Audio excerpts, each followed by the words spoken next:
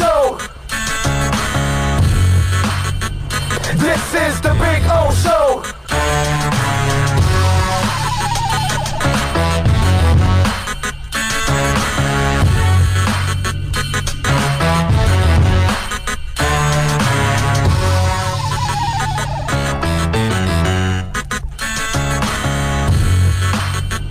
This is the Big O Show.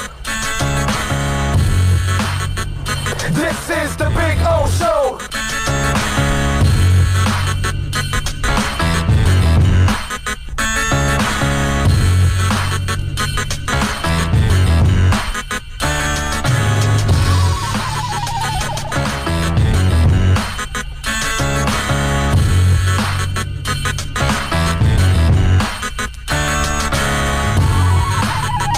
Oh, yes. Good morning and welcome aboard.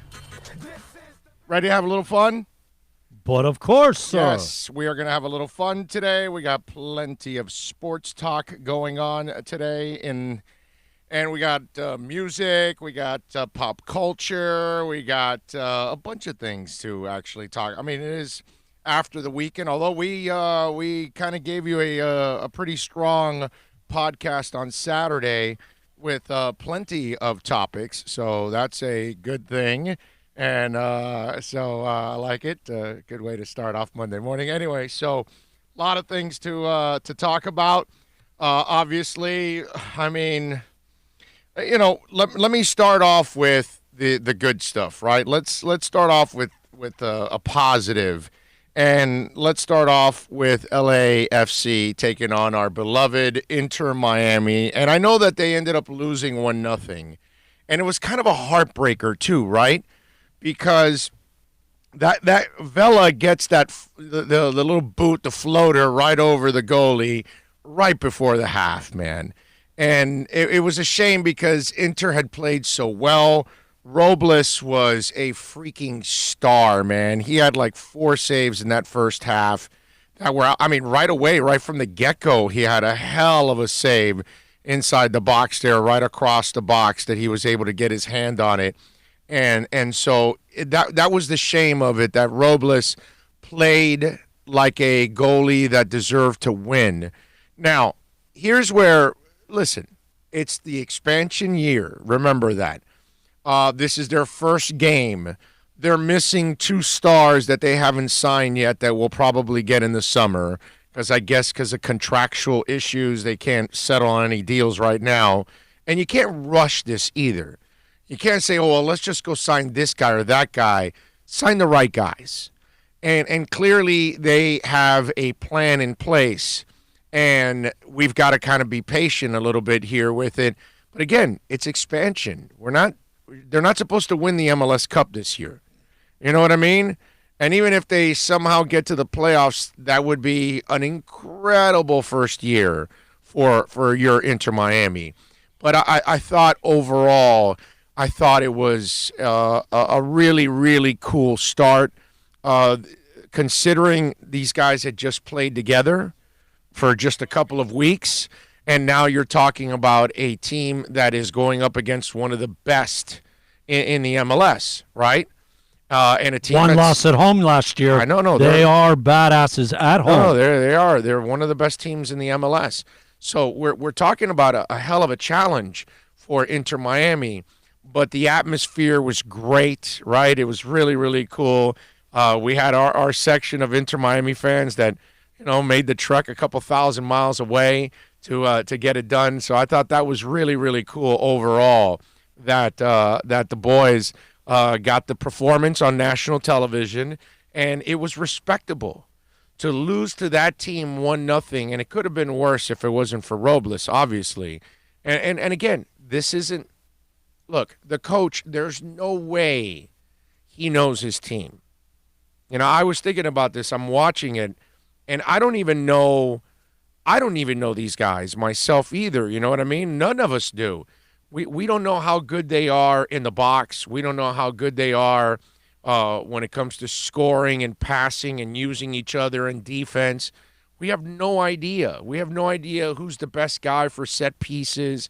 We have none of this. We've got to find all this out now over the next couple of months, which is exciting. This is the fun part about building a team and watching them come together. But it was a great moment for us here in South Florida. And those of us, like myself, that have been fighting the good fight for soccer for so many years now and wanting it to succeed and hoping for it to succeed. And I think finally we've got the people that will actually help this thing succeed overall. But it was a hell of a start yesterday, man, for this team. They start off. It's not easy for them because they start in L.A. and now they start and then D.C. this coming week before they come home. You know what I mean? So hopefully, I don't know if they can pick up a victory against D.C., but that was a hell of a performance yesterday. Overall, they should be very proud of what they did. They had their chances. Okay, I mean that for sure. What's it called? Damn it! Trying to remember the guys. I just told you right now. But the guy with the blonde hair. Now I'm forgetting his name, but the little streaks in his hair. Yeah, he had a great opportunity, man. At the goal. They had a couple of chances. They did have a couple of chances. When we were in the corner by the post, they block it. It goes back to the middle, and he kicked it right to the goalie, dead center. Yeah. It was like, man, that was two good chances. Yeah. No, they had Pizarro. Pizarro was the guy that had the opportunity. Now that I remember, but I like Will Trapp. I like Nico Figal. Robbie Robinson ended up getting in there. Christian Volkum also got in there. They're two young guys. I thought that was cool. And Robinson, I got to tell you, there were moments that Robinson showed me a little something there. Again, young, got to develop. Everybody's got to figure each other out. This is going to take a little time. Pellegrino. Yeah. Speed, man. Yeah. They even commented That the was fun play when he yesterday. made up 5 steps on that guy. It was like, Yeah. And that doesn't happen normally. Yeah, and they played physical too. Inter Miami did play physical, which I like. You know what also stood out to me in that game? Do you know that Luis Robles in one game has played better than Bobrovsky has the entire season? Just saying. I just want to call it like I see it here. Okay? I just want to say that Luis Robles in one game made me feel better about goaltending for Inter Miami than anything I've seen for the Florida Panthers all year long. Okay? Just saying. Just one time. That's all. Just one time. That's it. Just need one game from Luis Robles. That's all. Maybe the Panthers need to sign Luis Robles next year. I don't know. I don't know. Maybe That one play on the kick, on the left leg kick out. he kicked it yeah, out. man, that was beautiful. Hey, man, let's put some skates on Luis Robles. Come on, man. Who knows? So I'm just saying, and just one of those deals. But anyway, it was fun. It was a lot of fun, and it was an exciting moment personally for me. Can't wait. I got to get my jersey, man. I need to get my kit. I need my Inter Miami. I got to have an Inter Miami jersey on for next Saturday. Which way are you going number-wise? Well, Are you going to go with the one that I'm going to buy several jerseys, but first out the block? First out the block. Well, I don't know if I don't know what they're going to offer. I don't know if I've actually seen the Beckham #1. Yeah, that one I've seen. I'd buy the Beckham for sure. Because he's going to be here forever, right? Yeah, well, yeah, and plus he's the owner, and it's Yes. the beginning, it's the expansion year. So whether he's not the owner 10 years from now or 30 years from now, it's still memorable that Beckham is the reason why we have MLS soccer. Okay, so we have to be grateful for. We have to be extremely grateful for Jorge Mas for saving it all, and we have to be grateful that when David Beckham was awarded a franchise, the city he wanted to ignite that franchise is ours. So I got to be grateful to him for that too. You know what I mean? It's kind of whole thing that we need to be grateful. So I don't mind a Beckham jersey would be super super freaking cool. My favorite number is number 4. So I don't know if I could get a number 4, but I don't know what they're going to offer. Maybe they offer 20 for 2020 since it started in 2020. You know that like all the XFL jerseys are 20. They don't offer any except one. Landry Jones, who throws a ton of interceptions and just got an injury, a knee injury, which I think will now take him out for the rest of the season. So it's interesting that the one guy the that Walker they got, kid doesn't have a jersey Not yet. Oh, Not yet. What are they waiting for? Not yet. I would have purchased already a PJ Walker Houston Roughnecks What are they jersey. waiting for? Make some money, baby. I, Go. I would have purchased that just for the heck of it because that one's a fun one to watch. But anyway, I'll get to all of that later on when we talk a little XFL. But it was a great day yesterday, man. And when Robinson got in and McComb got in, I love that too because you got the youngsters in there. You got them experience in that atmosphere, national television, MLS. You know, that was the other thing they kind of talked about. Was this moment going to be too big for them? And I know that LAFC had just played in the CONCACAF on Thursday, so you weren't getting a fresh team too. You had an advantage, Inter Miami, in that sense with legs and fresher legs, but still they were the better team. They know each other. They're more talented at this point in time. They had and they were home, all of that. And by the way, kudos to the crowd in the end zone for LAFC. Those guys, they brought that enthusiasm. Looking at that, you know what it reminded me of? The shots we see of Atlanta. Yeah, Okay? Atlanta, Portland, exactly. With all Seattle. the flags, I mean, hardcore. Yeah. Which, by the way, then also inspires me even more to go to some of these road matches.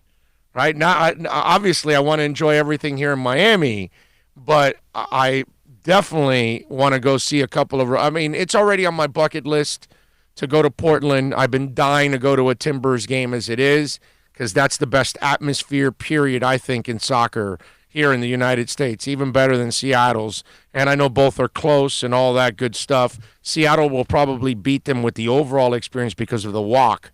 But in stadium, I've been more impressed by Portland than anybody else. And you listen, Atlanta's awesome and Seattle's awesome. And there's several places now that you're seeing that European-like atmosphere is growing with our league here, which is really, really cool. So I thought that was awesome. The other thing that goes with this story from Inter is Don Garber, the commissioner, came out yesterday, made some news. And I don't think it's big news, like a shocker, but it's a exclamation point. It's a nail in the coffin to the future of Inter. And Don Garber came out and said, Inter will not stay in Fort Lauderdale. They will be moving to Miami. We will help them. So whether Miami Freedom Park happens or it doesn't happen, the commissioner was pretty dead set on telling you it's going to be a Miami team. Okay? And listen, don't start with all this stuff about Miami and Fort Lauderdale and Palm Beach and where you put the stadium and all. None of that matters. Okay? None of that matters. So don't tell me that if it's a Miami stadium, people in Broward and Palm Beach aren't going to go because they go for the Miami Heat. They went for the Dolphins in the Orange Bowl and the Canes in the Orange Bowl when they were kicking ass. And the Panthers, the last time they actually had a real team, it was in Overtown. It was at the Miami Arena because I was the beat guy and you couldn't buy a ticket. So please stop with the stupidity, the ignorance. None of that, okay? Canes basketball sells really well, and there are people coming from the Tri-County area. We're a commuter town. We're not a mass transit town. You're used to getting your ass in your car to go drive for a restaurant 30, 40, 50 minutes. You're used to going to the beach, getting in your car 20, 30, 40, 50, 60 minutes to get to the beach, okay? We're all used to it. You're used to going to work every day. 5, 10, 50, an hour and a half, 2-hour drive, whatever it is. We're a commuter town. So kiss my ass on this whole thing about where the whole stadium is at. So let me just start with that right there with this. But I do want to mention it because I think it's going to be interesting to see how they, I still think Miami Freedom Park will happen the same way Huizenga made the BB&T happen over in Broward. And it happened because he had juice. It happened because he was the guy that was well-connected, the only guy to be that well-connected and that powerful in Broward County, because Broward does nothing for pro sports. They never spend money. Okay, they don't build arenas and stadiums. They don't do any of that. Okay, everything that's going on with Inter right now on Commercial Boulevard is all Inter. Okay, it's not that Broward put in one penny. They might put in the land and that's it, but they're the ones that are going to benefit because obviously look at that stadium now. Now you're going to have all kinds of things going on in that stadium. So, and plus the USL team is coming too, which is going to be a lot of fun, at least for me, because I will be going to the USL games, which is another kit that I want is the Inter USL jersey. Anyway, so Garber mentioned that they will be in Miami, which makes a lot of sense when it's all said and done, because that's the name of the team, right? It's Inter Miami. You know that, what's it called? Jorge Mas is dead set also because he's a Miami guy. So I think he wants to kind of bring that team, obviously, to Miami. The one thing that I still, just out of curiosity, okay, it's just one of those things that I got to leave on the back burner just for the hell of it. What happens if the Miami Freedom thing falls through? Where are they going to go? Do they go to Bird Road? Do they go to Tropical Park? Because that's where I thought it would be automatic. You're right off the Palmetto, access to Miller, access from Bird Road. The Turnpike is 2 miles down, so you have multiple avenues and ways to get out. You know what I'm saying? That maybe you do it that way. I don't know where you would go. I don't know if the Doral location where the Pepsi Center was, Pepsi Corporation, I don't even know if that's still available. And they wanted it more towards the city because that's kind of what they want. The MLS, they want it to be very, what's it called? In city type of urban-like atmosphere, right? They want it right next to the downtown areas. They want it where a lot of people are coming in and out and traffic and those kind of things. They don't want it in the suburbs of any town overall. They kind of want that. So where else would you go in the city of Miami where you can put an entire stadium and parking and all of that? That's and remember what happened to the Overtown location that they purchased? They have it.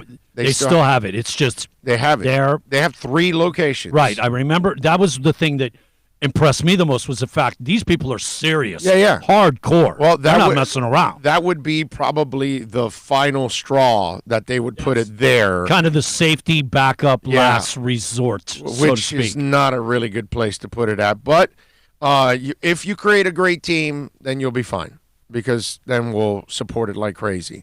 But the commissioner came out and kind of, sent the message like, hey, this is going to stay in Miami no matter what, and it's great in Fort Lauderdale what they're doing and all that, and it is great for us. I mean, for those of us that are soccer fans and hardcore soccer fans, the fact that we are going to have a stadium in Miami and a stadium in Fort Lauderdale for, the 2 top leagues in the country, the MLS and the USL, it's awesome.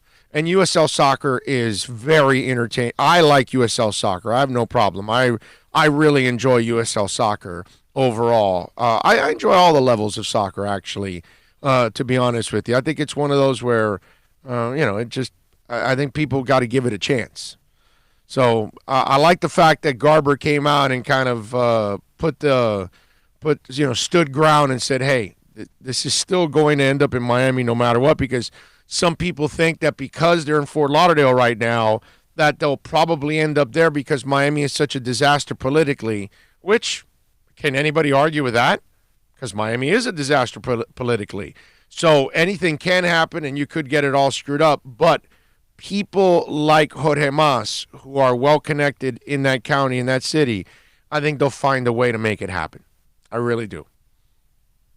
Anyway, 786-322-1105. If you want to get in on the accidentlawfirm.com text line, it's 786-322-1105. If you want to get in on the accidentlawfirm.com text line, you can also reach out to us on Twitter.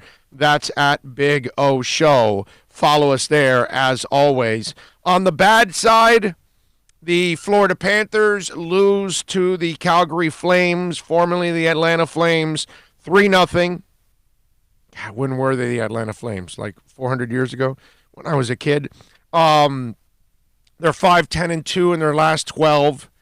The players, it's a broken record. To hear them, they're dejected. They don't know what to do. They have no guidance. And I got to tell you something. I'm not going to hold one bit of this against Joel Quenneville. I don't think the coach deserves any blame whatsoever.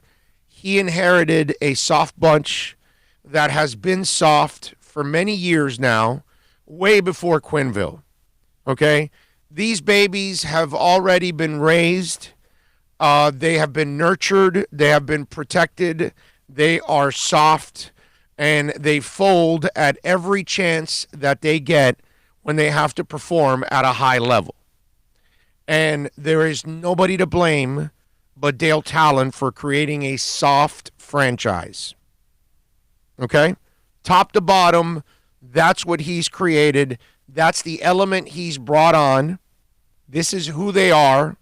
I keep telling you guys over and over and over and over again, Barkov cannot be your best player. He can never be my best player. And I don't know squat about hockey. But I do know this. The leader of my hockey team needs to be a nasty sumbitch that has, even if you want to look like Gretzky, but still, behind the scenes, I'm going to cut your throat, dude. I'm going to go for the jugular, and I'm going to bury you. Because Gretzky looked beautiful with the locks and all that. And listen, I'm not comparing Barkov to the great one. Most goal scorers are not. Oh, they look blonde. Bruisers. They're not bruisers. They're not bruisers. Most goal scorers are not bruisers. No, but they're no. I don't want them to be bruisers. I want them to be the killer instinct. Like, I'm going at your goal, and you're not going to stop me. Right, Ovechkin. You know what I mean? Crosby. Yes. Whatever. You name it. And all those guys you named they're not really fighters. They're not. But they're nasty in their own way. They're jugular cutters, man. Right. You know, they want to score. Like they're desperate to like put the goal in the net. You know, like they cannot wait to score on you. And listen, it's everything. I'm not going to lay it on Barkov. Barkov's a hell of a player. He's probably a hell of a player as a number 2. He shouldn't be your number 1. But that's Dale Talon's fault because he can't find a number 1. Yeah, he found it for Chicago, Patrick Kane, years ago. How many more years are we going to live off of that one? You know? Give me a break already. So that to me is what really stands out is how soft of a team Dale Talon has created. And this is all on him. Everything. And listen, I've heard people say this whole thing, the Rowe thing, the Tom Rowe thing for 1 year. I'm sorry, that's not the kind of setback that gives you an excuse. You've been there for 10. And all these problems that we're seeing now have gone on for years with all these guys. It's been a soft bunch. I don't want to hear Ekblad anymore explain on why they suck on defense. He's always explaining why they suck on defense. I'm tired of hearing about that crap from these guys. I mean, it's a shame. It really is a shame. And you got to cut the cord with Dale Talon. It's time already. It's over. It's a shame. And I told you guys this a while back. This reminds me of Huizenga, and it happens, ladies and gentlemen. Huizenga hired Jimmy. Huizenga hired Saban. Huizenga hired Parcells. We all wanted those guys. Me too. Okay? I was gung-ho about all those guys. Like, who wouldn't be? You would figure those guys are, difference makers. And they didn't end up making the difference that we all wanted. Sometimes you bring in the big name and it doesn't work out for one reason or another. Viola and Sifu have done a magnificent job as owners. This time, this hasn't worked out for them. And they've got to get over the top, and now they've got to go find themselves another general manager. Because this guy doesn't know what he's doing. I don't care what anybody tells me. I don't care what he accomplished somewhere else. I don't want to even hear about those accomplishments anymore. Okay? When you see that lackluster effort yesterday and you lose 3-0, I watched that game and it's 1-0, and I'm like, man, come on, dude. And it's 2-0. And it's like, and the other night, 3-3, and then you end up losing, the shootout. And it's like Bob got smoked. And I know yesterday Bob got injured and he got tweaked something. So the youngster played yesterday and lost and whatever. But, I mean, this great offense disappeared. It's because they're soft. It's an incredibly soft team. This is, you know what it is to be soft in hockey? Do you know what kind of an indictment that is to be soft in hockey? And listen, please, don't misinterpret when I say soft. Every hockey player is tough to play that game. That's not what I'm talking about. Physically, it's enduring to take on 82 games and practices and all that. They're tough in that sense. I mean soft as in they don't stand up to anything. They don't stand up to physical play. They don't stand up to key moments. They're not clutch. They don't look forward to the big moments. They get small in the big moments. So, yes, they're tough enough to play the game and take a beating, but they're not tough enough to deliver the beating. They're not tough enough to fight through the beating. Okay? They will take it, but they don't know how to dish it. And that's a shame. And all they're good at is excuses. Let's have a players meeting. We got to do better this week. When you hear that the effort wasn't there, like I was listening yesterday, it's like, wait a minute, dude. Your ass is on the line. You guys are outside looking in. Not that you're going to make any, again, that's the other thing, like the whole thing about the playoffs. Well, there only are these points. Who cares? They're going to not do anything in the playoffs anyway. But still, you want to get in the playoffs. Show me that you want to get in the playoffs. I don't see it. I don't see it at all from this team. No, to just compound what you're saying about being soft. Look, the biggest game of the season for us was us against Toronto. The team that you're going straight up against, mano-a-mano for that spot, is them. You have them in your house, and you get beat, and you don't have any moxie. You turn around and get your butt kicked the way they did the next two games. You can see they're folding. Yeah.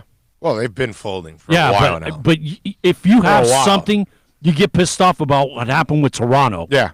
And you do something. And in the way they laid down those next two games, Chicago and this Calgary game, yeah, man, it totally valid. Yeah, soft and no heart. It's incredible how soft that Panthers team is.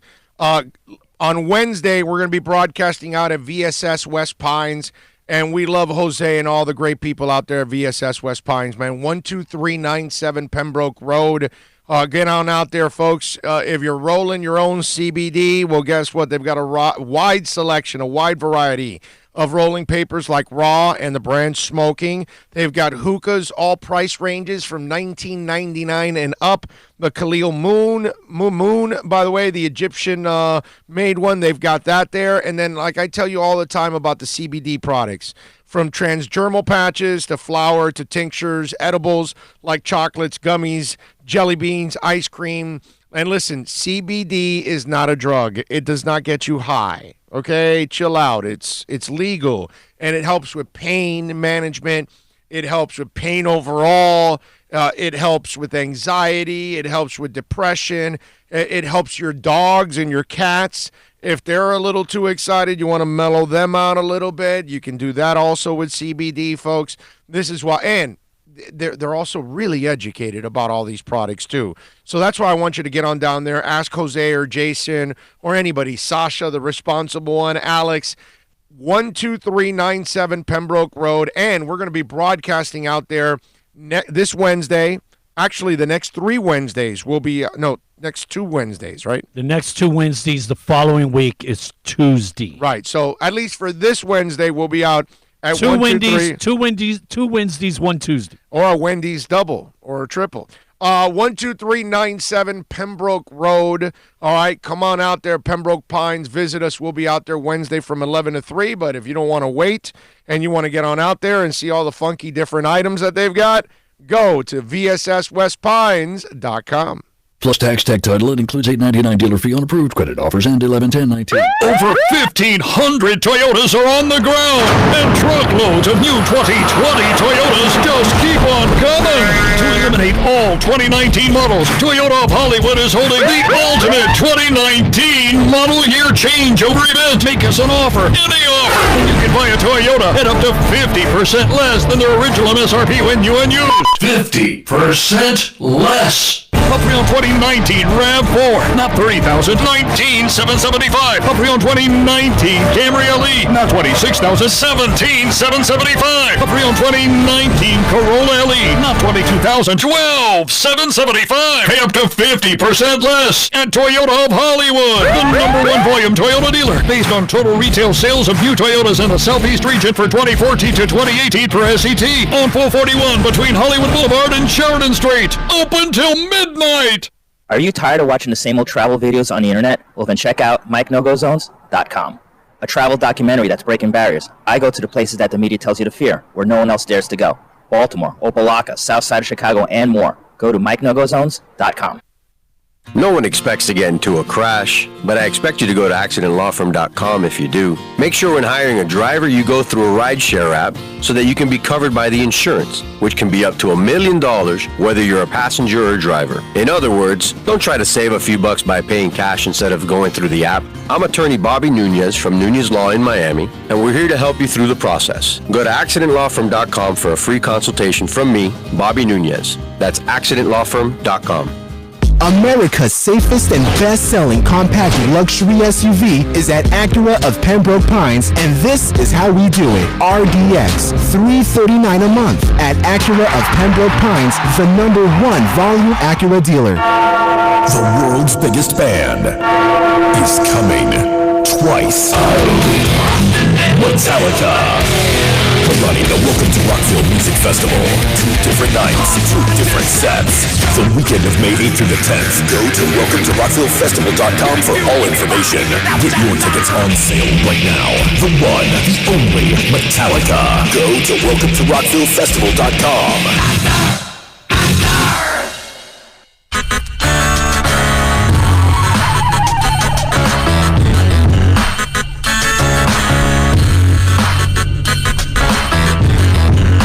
This is the Big O Show. This is the Big O Show. This is the Big O Show. All right, welcome back. We take you, of course, till about 3, something like that. We got a lot of things to talk about, a bunch of things to get off the chestises. Man, that was fun. That was a lot of fun yesterday, seeing Inter Miami take the pitch. Let me go through the roll call today. Remember to give us a thumbs up while you're watching. Also, share the link of the YouTube channel. Share it with your friends. Send it to a friend of yours on text. Hey, man, you know, O does this every day. Real sports talk without that corporate-ass fluff that you got to hear on 790 and 560 because they're afraid of, you know, talking negatively about anybody on QAM or 790 saying that Dale Talon needs to go? No, of course not, because they don't. You can't do that. You'll have the PD on your. You know, the PD once told me, he goes, why are you calling Whiteside a knucklehead? And I said, well, he left a machine gun, a semi-automatic gun, unlocked in his car, so they stole it. Yeah, but isn't that a little harsh? No, he's a knucklehead. So I knew kind of knew right from the get-go that guy and I weren't going to get along very much. Anyway, let's see what we got here. Flipside Fishing says, good morning, Big O. Yes, Josh, what's up, Big O? Big Mike, good morning. 72 Fins logo with a good morning out there. John Santos, another good morning out there. Where can I find my MLS talk on TV? Well, you got it right here. TV, radio, all that, audio, video. We got it all for you, baby. And Franco Panizzo will join us at 2 o'clock from SBI Soccer. He was there.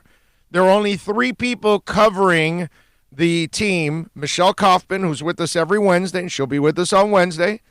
Kobe Price from the South Florida Sun Sentinel, and Franco Panizzo from SBI Soccer. By the way, who is the only show locally that's had all 3 beat writers of Inter on? Okay. Anyway, NorCal says, good morning, Big O and crew, worldwide listeners. Thank you. Thank you, NorCal. Ian from Brooklyn, good morning, sir. Guitar Crow says, if Florida Panthers need a rebuild, what, for another 20 years? I mean, the rebuild's been going on. Miguel Garcia says, you're right, he could take his team to another city.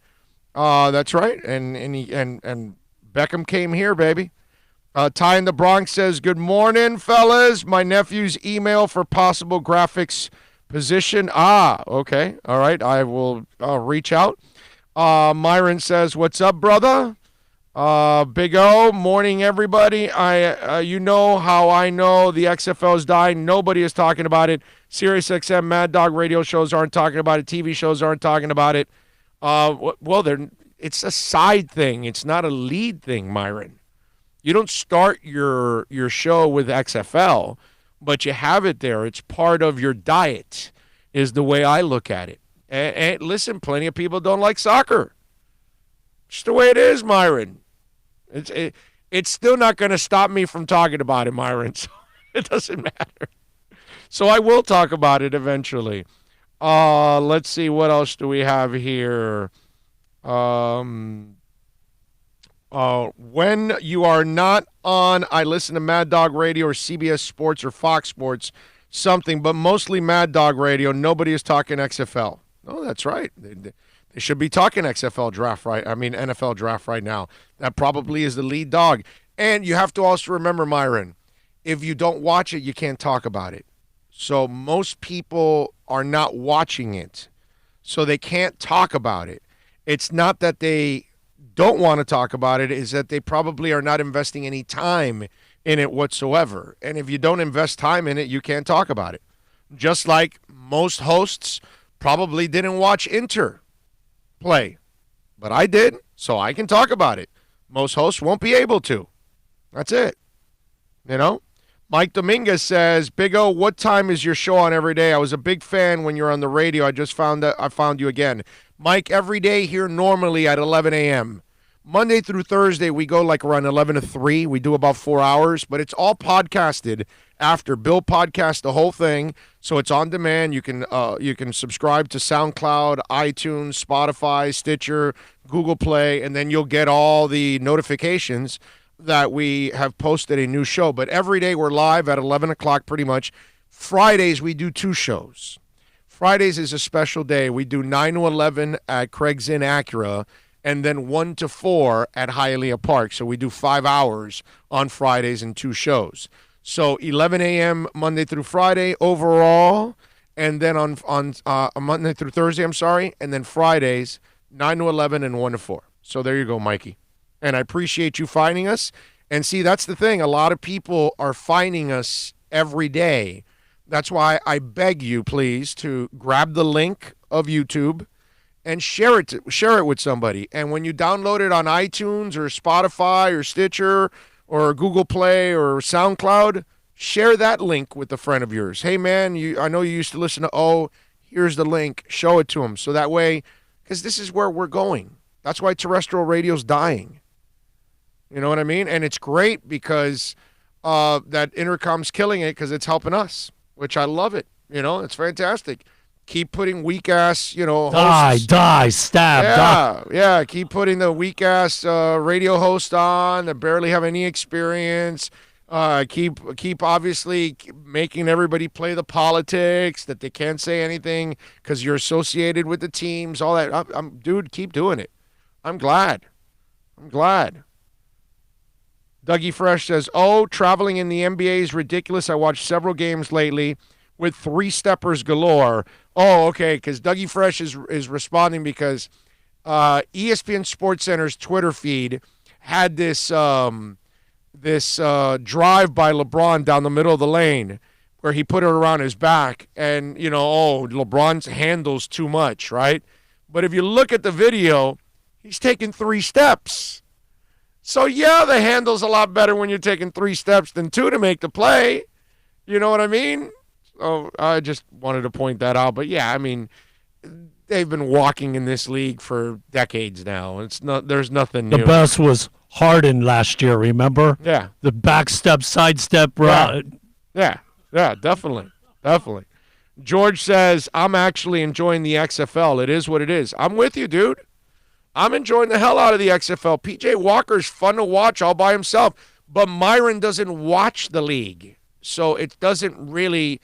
you if you don't watch it and then other people aren't watching it, then it's really easy to bash. But if you actually watch it, then you'll say, hey, the Jordan Ta'amu kid is actually looking pretty good. And it's like, wow, this is an interesting prospect. PJ Walker, interesting prospect. There are guys in this league that are now going to get NFL opportunities. And I think that's really, really cool. Lakeisha, good morning. Hello, Lakeisha. Nice to see Lakeisha. Lakeisha's back. Yes, all right. Yes. What else do we have here? George says, good morning, my brother, Ty. Beautiful day in the tri-state. There you go. I like it. I like it when there's love in between everybody there.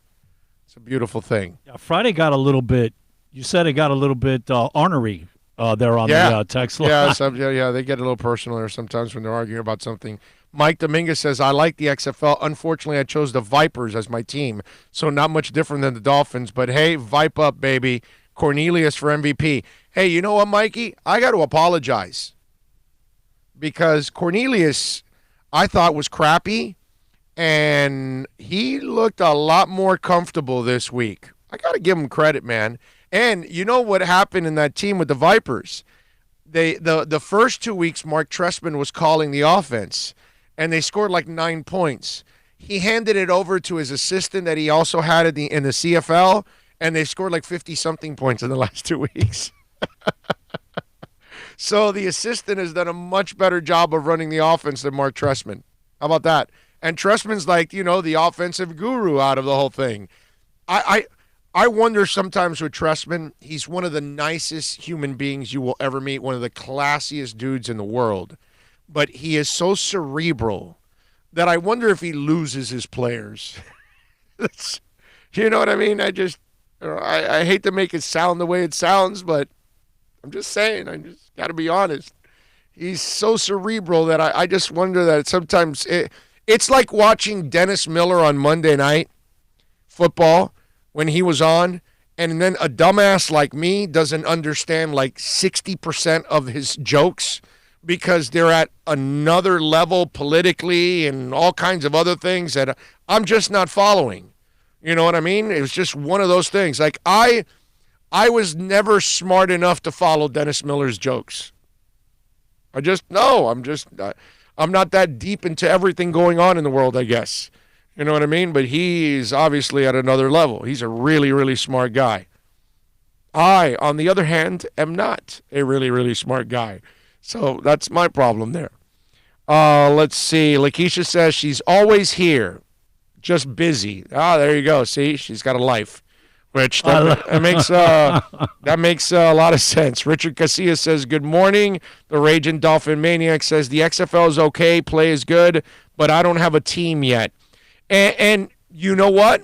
That's another great point on your part, the Raging Dolphin Maniac.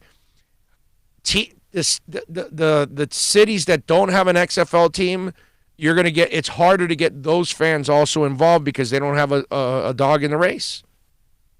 And if you don't have it, it kind of hurts you. I would personally, if this continues and they can grow a little bit, I would love Stephen Ross to grab an XFL team and put it in the state. Actually, you know what? Maybe Jorge Mas brings the XFL team to the Fort Lauderdale Stadium. You share once you build the other. Not once you get. You can't do it now because you have two soccer teams playing there, and it's at the same time now. Obviously, because this league just started and the XFL is in the middle of the season, so you won't be able to do it there. But once you do build Miami Freedom Park and they move, and now there's only one tenant there, the USL team, you can then get an XFL team and put it there. That would be, and it would be the perfect stadium for an XFL team because it's right around 20,000, right? I can't wait for that. I can't wait to be in that stadium in 2 weeks to see that atmosphere for the home opener. That's going to be a ton of fun, man. It's going to be a lot of fun. All right, let's see what we have here. You know, he made Bernie Kosar a god, period. That's what Ty says. Anderson Family 2017 says, I'm excited for Inter Miami. And Go Gator says, hello, sorry I'm late. There you go. You're never late. Nobody is ever late to our party, okay? Why? Because you can catch it live, then you can catch it post when we're off. You can download the audio. None of you are ever late to the entire thing. I was seeing this story about Andy Dalton, and it's funny because Andy Dalton could be either traded or could be a free agent eventually, but the Bengals are trying to trade Andy Dalton this offseason. But according to Ian Rappaport, the Chicago Bears, which is Bill's favorite team, the Colts, and the Patriots are the three suitors, apparently, for Andy Dalton. Now, I got to tell you something. It's somebody telling you that you're going to acquire Andy Dalton. That's like you're at The Price is Right, and you're looking at curtain number 2, and you call curtain number 2, and it's babe of the month for you that you get to date, and it's Mama June. You know what I mean? It's just like we're giving you a free car. Here's a Yugo. You know what I'm saying? There's what kind of enthusiasm is that? Like you lose Tom Brady, but we're going to acquire Andy Dalton. Really? I'm a Bears fan, and my team is on the brink of a Super Bowl because they've got a Super Bowl caliber team. But as long as Mitchell Trubisky is my quarterback, I've got no shot at a Super Bowl. So now I'm a Bears fan, and I'm hearing that they could be trading for Andy Dalton. Like, great, let me just watch a great defense get old quickly with Andy Dalton at quarterback. Like he couldn't get over the hump at any other time, so all of a sudden he's going to get over the hump with the Bears? He's going to get over the hump with the Patriots? Like, really? Belichick is that kind of a miracle worker? That pop gun Andy all of a sudden is going to carry a team and going to be a difference maker when he's never been a difference maker ever in his life? All right, you're the Colts. You've got a jag at quarterback in Jacoby Brissett because that's what Jacoby is. He's a jag. Just a guy. Can facilitate, can make a play or two once in a while, but again, kind of like Ryan Tannehill. Not ever going to really be the difference maker. It's the same kind of thing, same kind of guys. Andy Dalton's different than Ryan Tannehill, obviously, but they're all kind of the same dude. Doesn't matter that one's more athletic than the other, one's got a stronger arm than the other, whatever. Jacoby Brissett, Ryan Tannehill, Andy Dalton. They've either passed for 3,000 or 4,000 yards.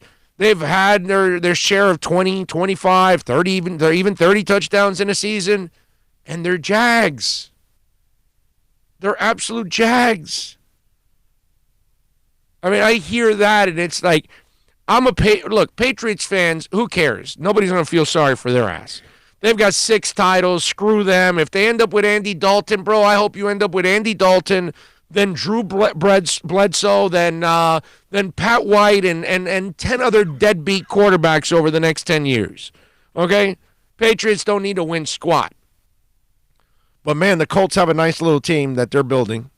Not a Super Bowl contender. Not like the Bears. But if I'm the Bears, okay, so I'm going to admit my failures with Trubisky by bringing in Andy Dalton? Because remember, the second you acquire a quarterback and you're the Bears, you have now admitted that you screwed up with Trubisky, which is cool, by the way. Like, I have no problem with that. I would respect the Bears more and Matt Nagy and the GM a lot more. What is it? Price? What's the name of the GM? What's his last name? Pace. I would respect those guys a ton more if they went and acquired Tom Brady, if they went and acquired Phillip Rivers, if they went and acquired any legitimate quarterback right now. I wouldn't look at them and say, oh, they failed with Trubisky. No, dude, I'd look at them and say, those guys I love because they're willing to look in the mirror and say, hey, dude, we screwed up, but we got a window right now. Let's take advantage of it, and let's go get a guy that we need to put us over the top. And screw the rest. And when you win, nobody's going to care about your screw-up with Trubisky. Nobody. But you're going to acquire Andy Dalton? You're going to admit your Trubisky mistake with Andy Dalton? Seriously. That's how you're going to do it. I saw that report, and it's like, wow. Like, I'm a Patriots fan. I've been cruising in an Acura NSX the entire time, man. I am styling, baby. I lose my NSX because Tom Brady goes to X team, and now you're handing me a Yugo. Here's Andy Dalton. Now, let me tell you something. If Bill Belichick can win with Andy freaking Dalton, my Lord, that is going to be one of the most impressive feats in the history of mankind. Mind you, he couldn't win with Tom Brady and a mediocre offense last year. So what are you acquiring now? Are you bringing back Jerry Rice in his prime? I don't know. I'm trying to figure this out. Is Mark Bavaro coming back? Gronkowski coming back? What's going on? Gronkowski without a back issue? And 10 years ago, what are you doing? Because you better build a super team around him. If you're going to bring in Andy Dalton, you think you're going to win something, make sure you put together the 96 Cowboys line, bring back Jerry Rice, add Paul Warfield on the other side. Okay, let's do Kellen Winslow Sr. Okay, Junior's a little busy in jail right now. But let's go Senior because he needs to get his mind off Junior being in jail and the scumbag that he developed into. Can you imagine that? Can you imagine being that father? Wow. Anyway, as I digress, you better build like the greatest team in the history of mankind around Andy Dalton so you can win 10 games. I mean, you're not really going anywhere, but if you want to try, go ahead and knock yourself out, man. Andy Dalton. That's the prize that some of these teams might be looking forward to. My Lord, I might take off a year from my team if they acquire Andy Dalton. Like, I don't want to torture myself this year, so I'm going to pass. I'm not going to be a Bears fan this year. I don't want to watch Andy Dalton ruin my team. That kind of. And let me tell you, you're Nagy and Pace. You're admitting your screw up by acquiring Andy Dalton with Trubisky, but then you're doubling up on your screw up by adding Andy Dalton.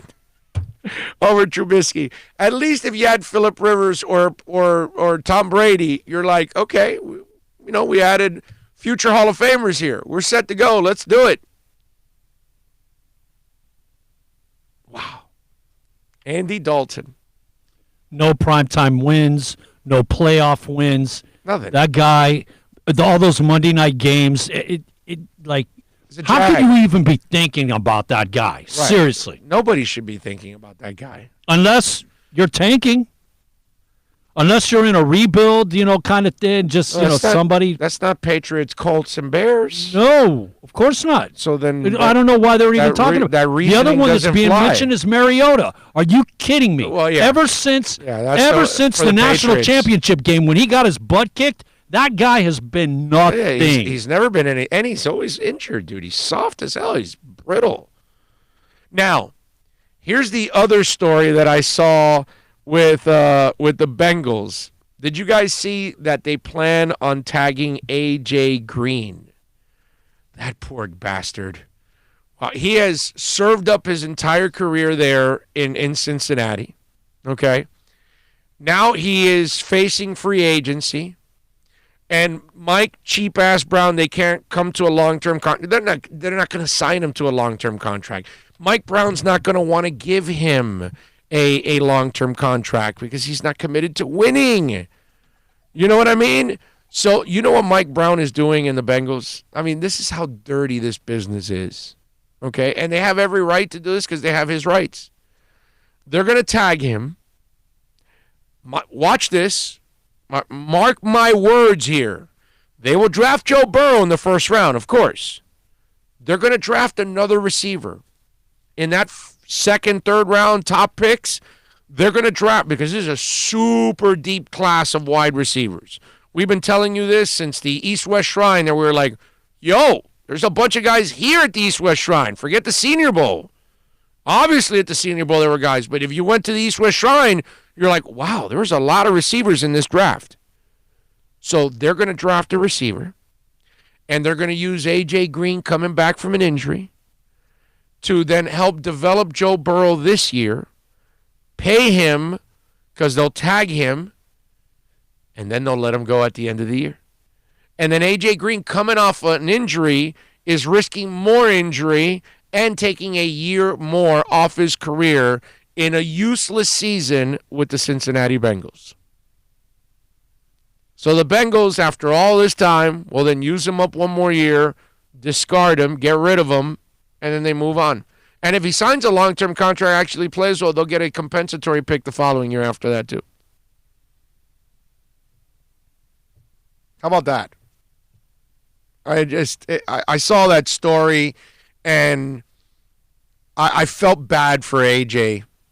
I feel bad for any player that gets drafted by the Bengals because you have no shot.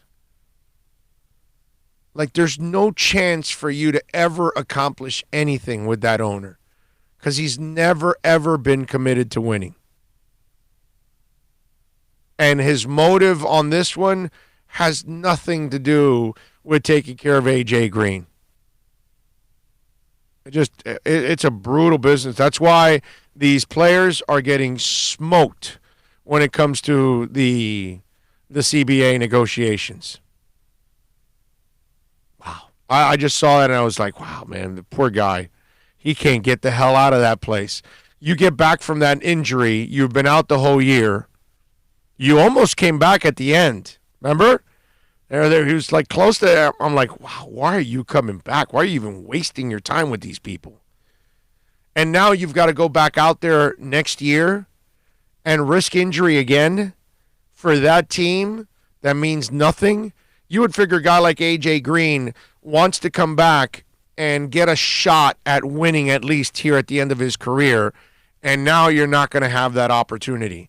And you and I know that if he suffers another injury, that'll be 3 pretty serious injuries in his career, and it's one of those, and at his age, because you're adding another year. I don't know where he's at now. I got to look it up, but he's got to be early. I would say early 30s is what I would say. He's been in the league at least 8 years. Yeah, right? I think this is going to be his 8th actually. I'm pretty sure this is going to be his 8th year or something like that. Yeah, man.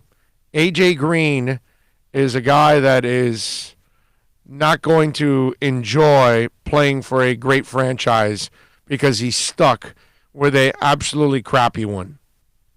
He's 31. Actually, this will be his 9th year. How about that, dude? 9th year. And remember, his cheap ass, and I'm talking about Mike Brown, he made last year base salary 11.9. So Mike Brown's like, well, we didn't get our money's worth last year because he was out with the whole injury. So now he wants his money. How disturbing is that?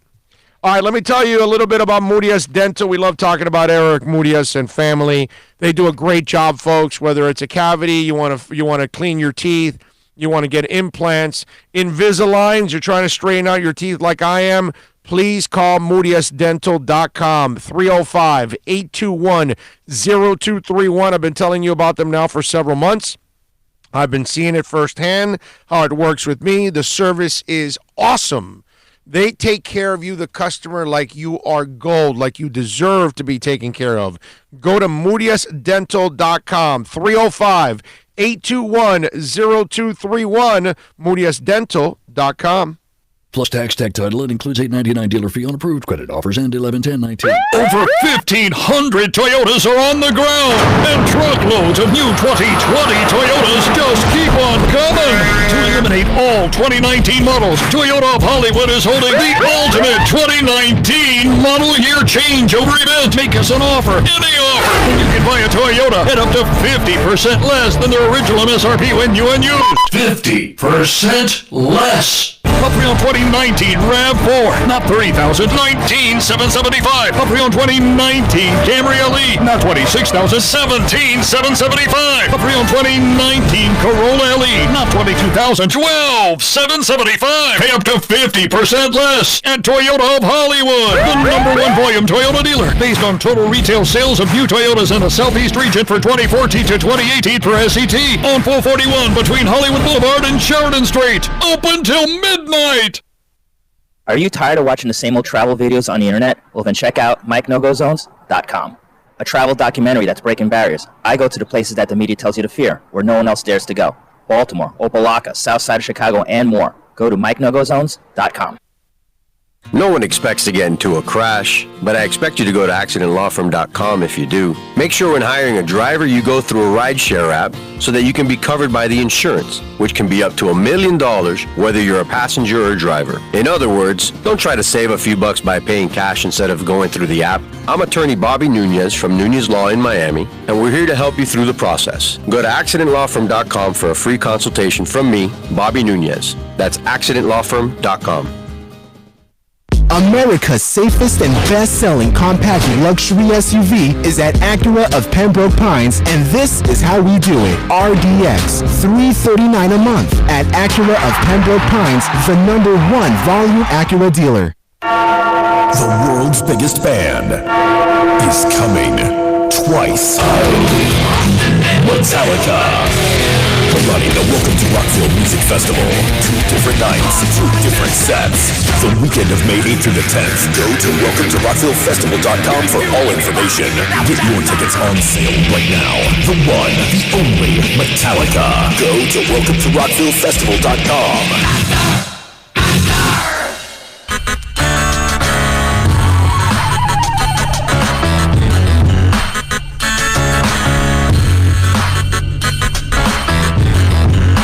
This is the Big O Show. This is the Big O Show. This is the Big O Show.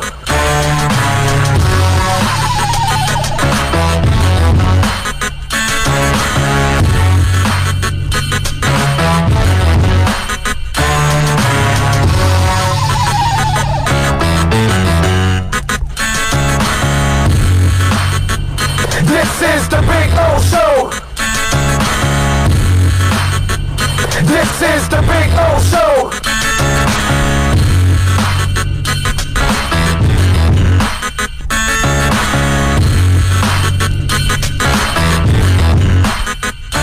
We Don't forget, folks, to give us the thumbs up and share the link also here on YouTube. Share it on Twitter, Facebook. Send a text to your friend or whatever and tell them, hey, man, real sports talk without a skirt, without politics, all the crap that you normally get locally, because I don't blame them. They can't. Has a set.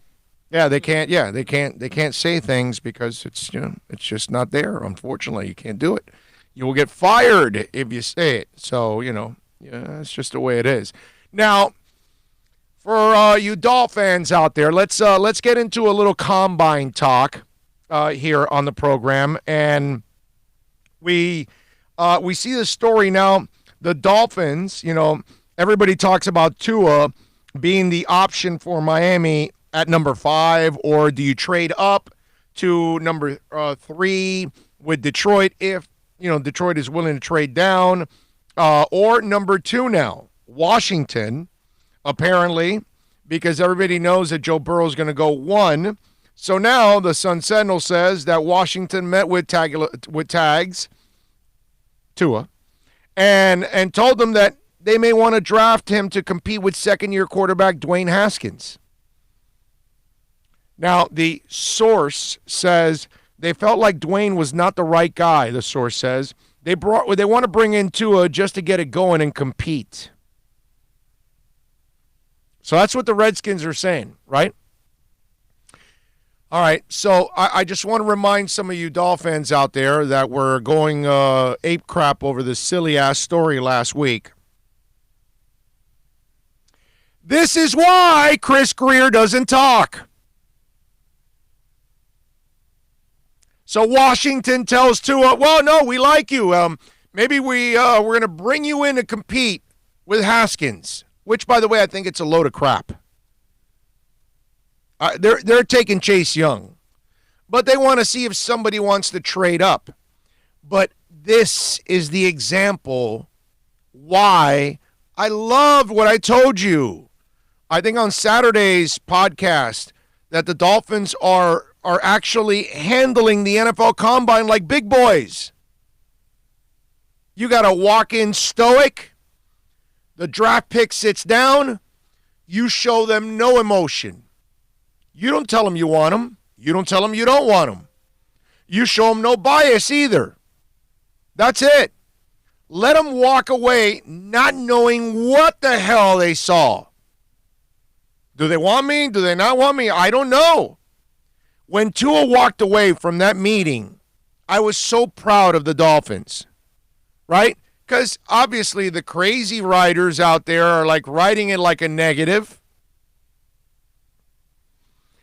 And then you got Joe Fan, who's freaking out like, oh, why'd they make Tua feel terrible? Give me a break. Tua has no power here. He gets picked by whoever he gets picked. Joe Burrow screwed. He's going to Cincinnati. Carson Palmer was screwed. He went to Cincinnati. I just told you A.J. Green's been screwed going to Cincinnati. It's because you got no control. But this is why. Right here. The source tells the Sun Sentinel agent they felt like Dwayne was not the right guy.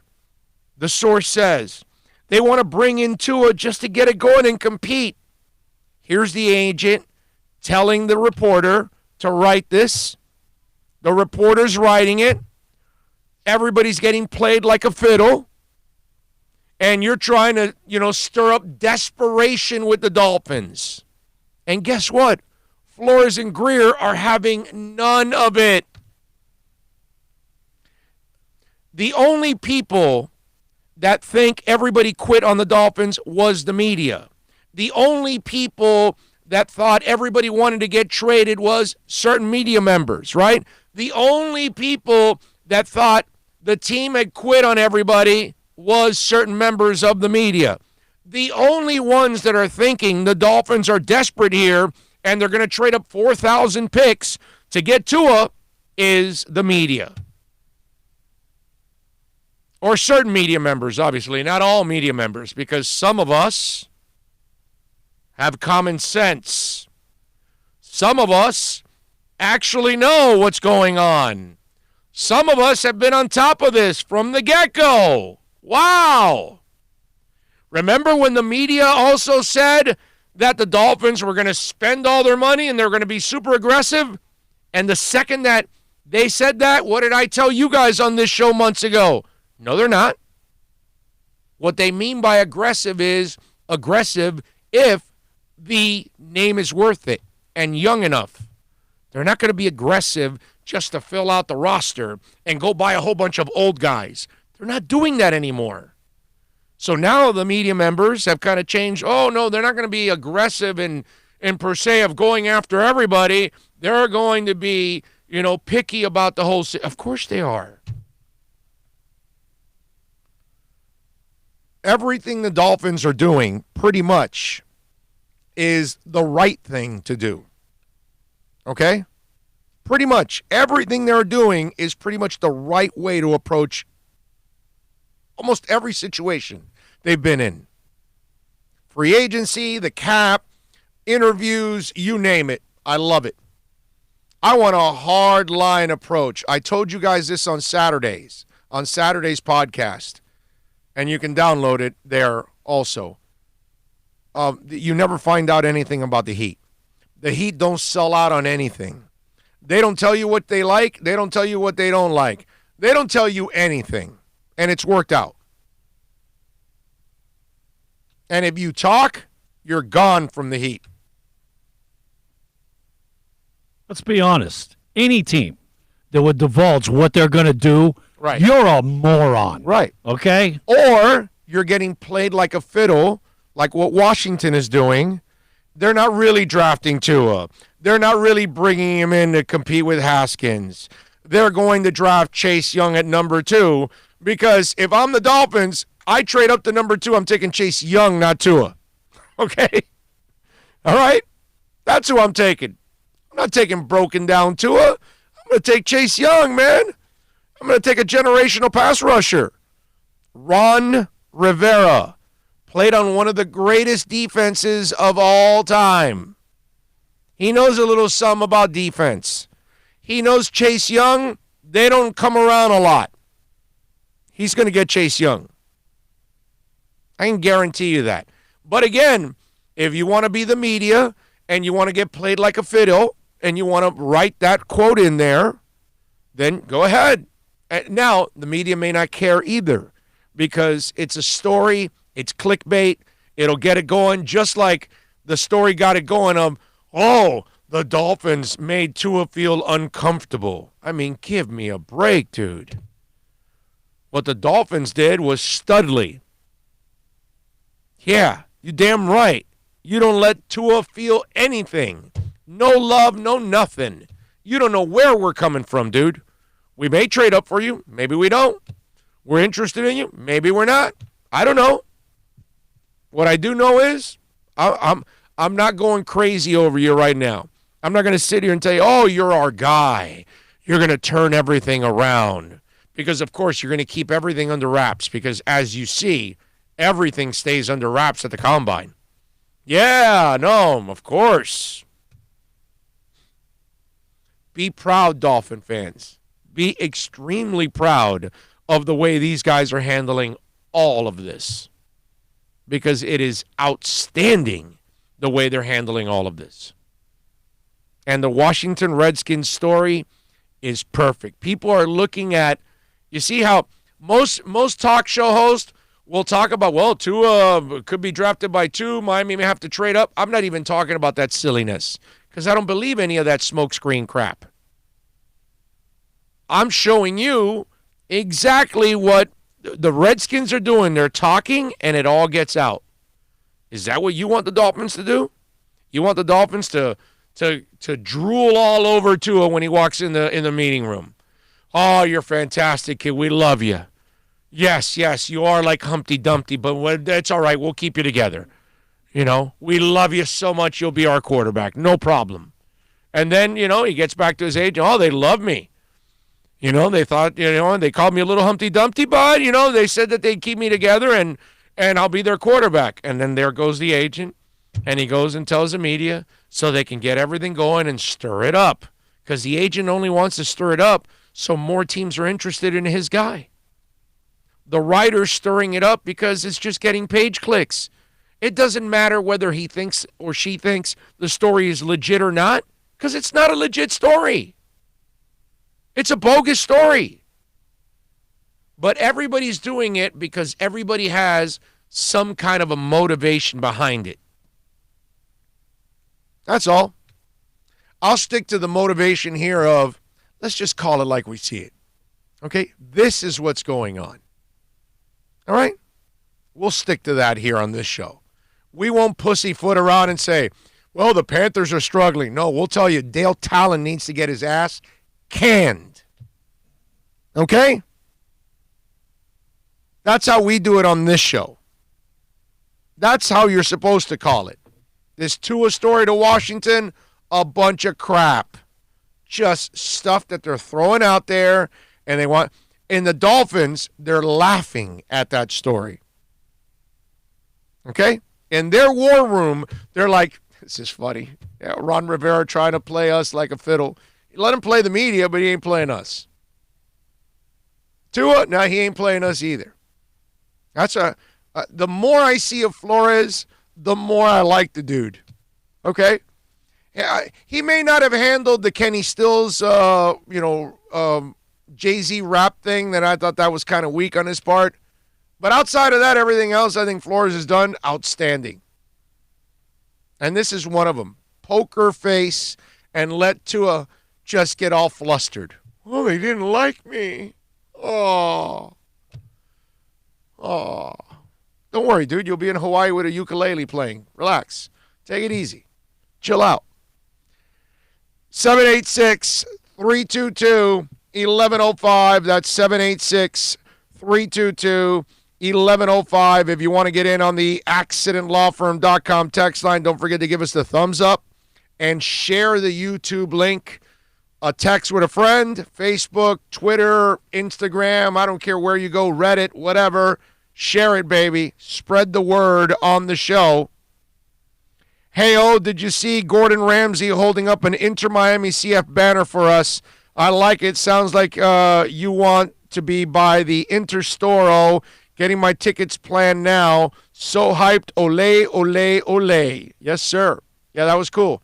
Gordon Ramsay was there. Liv Tyler was hanging out with her husband, which her husband is buds with Beckham. So they were all there in that group. Moss and family were all there. They were having fun in that box. Myron says, I think the Redskins are thinking about drafting Tua over Chase Young. Is becoming more real, or is it just a smokescreen by Coach Rivera? I think I already talked about that now. I know what it is. No guess. I know what it is. Michael says, draft the best player available. Let the draft come to them. If someone wants to pick, get us another one next year. Acquire more picks. I'm with you, Michael.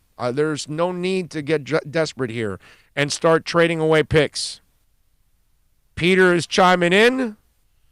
Robert says, I heard Daniel Jeremiah on the Joe Rose show ask Greer about the QB prospects. Greer says, we've done our homework and hinted about the potential of next year's prospects as well. Of course. They're not going to get desperate here.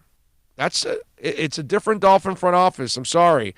Jay Orion says, Big O, if the Dolphins draft Tua, is he the next Patrick Mahomes? If he stays healthy, will you say you were wrong? Tua has the cleanest tape I have ever seen. Jay, you're not understanding me, bro. Where have I said Tua can't play? Can you find the audio on that? Anywhere. At all. Can you find it? I think Tua can play in this league with no problem. I think he can become a heck of a quarterback in this league. I don't know about Patrick Mahomes. That's a whole different ballgame because he doesn't have Patrick Mahomes' athleticism. But what have I said the entire time about Tua? That he can't stay healthy, my man. Okay? So, Jay, I don't know if you're new here, you just tuned in, this is your first time watching, if you haven't been downloading the shows, if you haven't heard the podcast the last couple of months, I have never, ever, ever, ever, ever, ever said that the kid can't play. I know the kid can play. What I cannot believe is that he can stay healthy. That's the part I cannot believe. So, if Tua is able to play, I'm not wrong. If Tua is able to stay healthy, I'm dead wrong. Are we clear now, Jay? Do you get that, my man? All right? I think I speak English.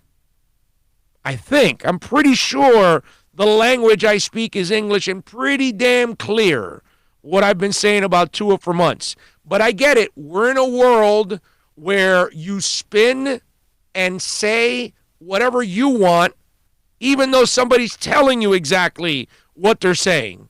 But you'll spin it any other way. O said Tua sucks.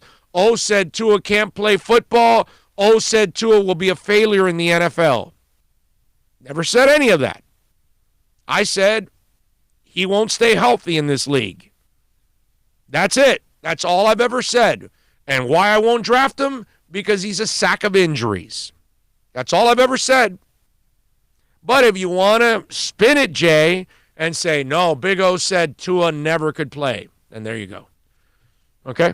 Yeah, I said Tua would be the next Ryan Tannehill.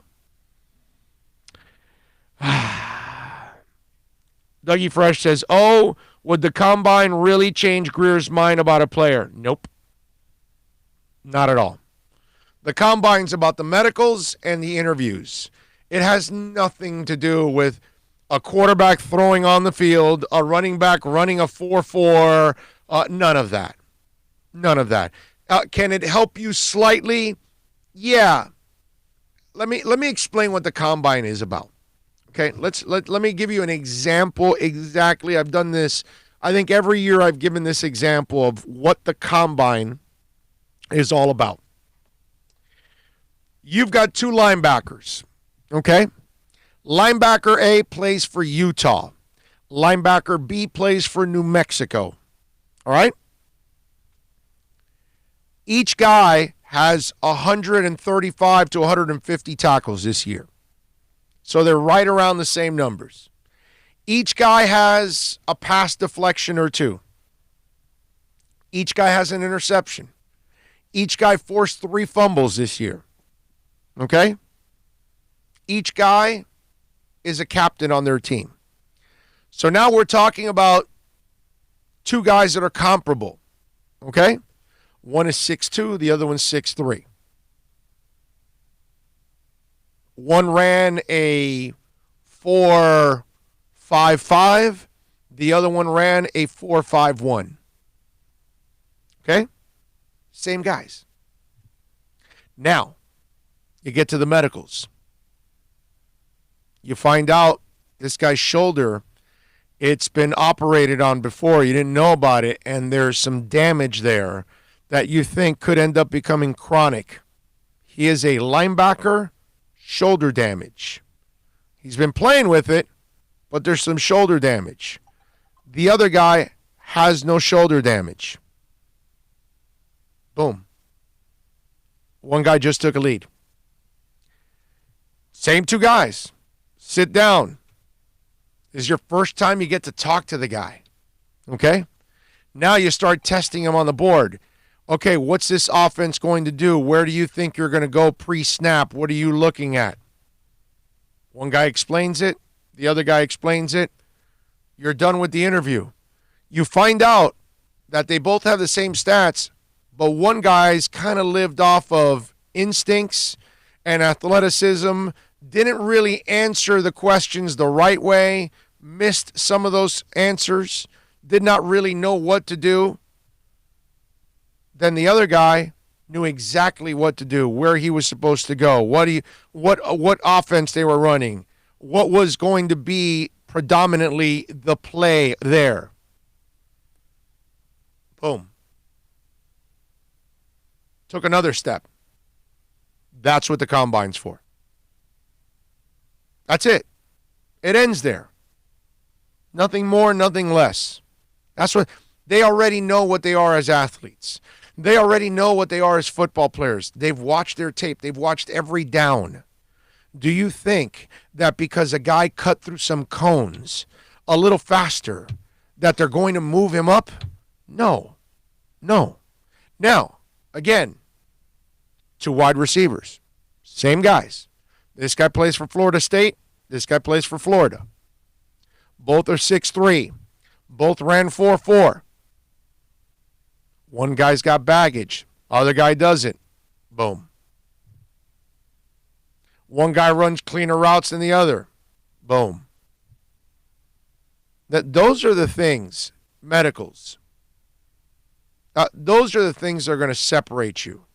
It's not because you went to the high jump and you hit, I don't know, whatever, 9.5 feet or some crap, or 10.5 feet.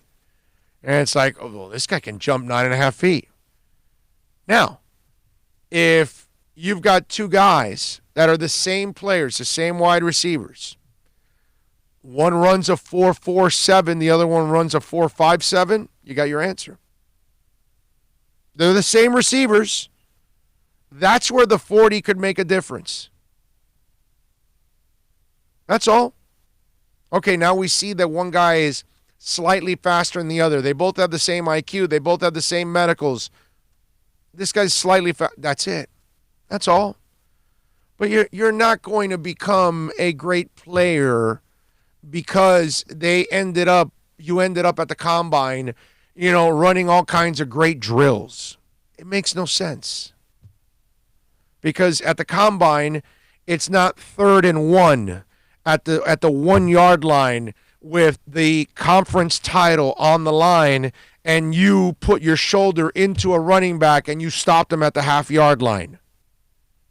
That's what's going to get you drafted, dude. Okay?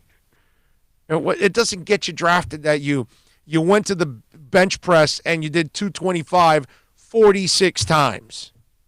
So you happen to do it 8 more times than somebody else.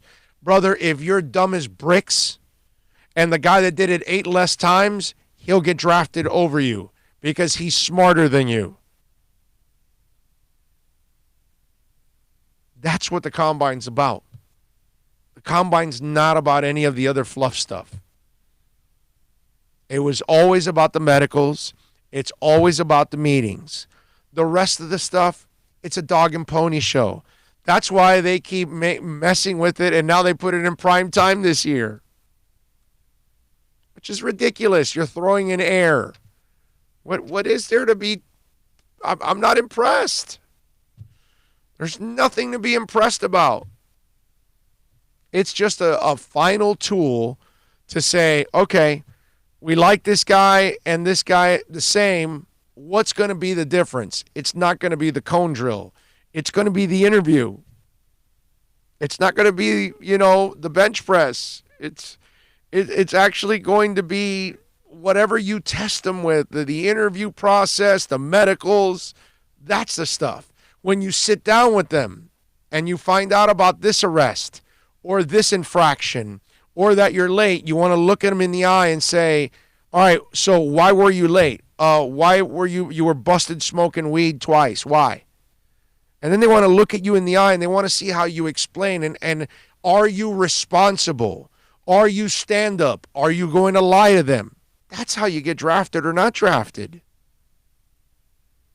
They want to see how honest you're going to be in that interview. They want to see how knowledgeable you are, how responsible you are, how healthy you are.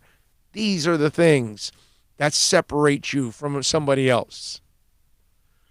If you think some stupid-ass cone drill is going to get you drafted, come on, man. That's just ridiculous.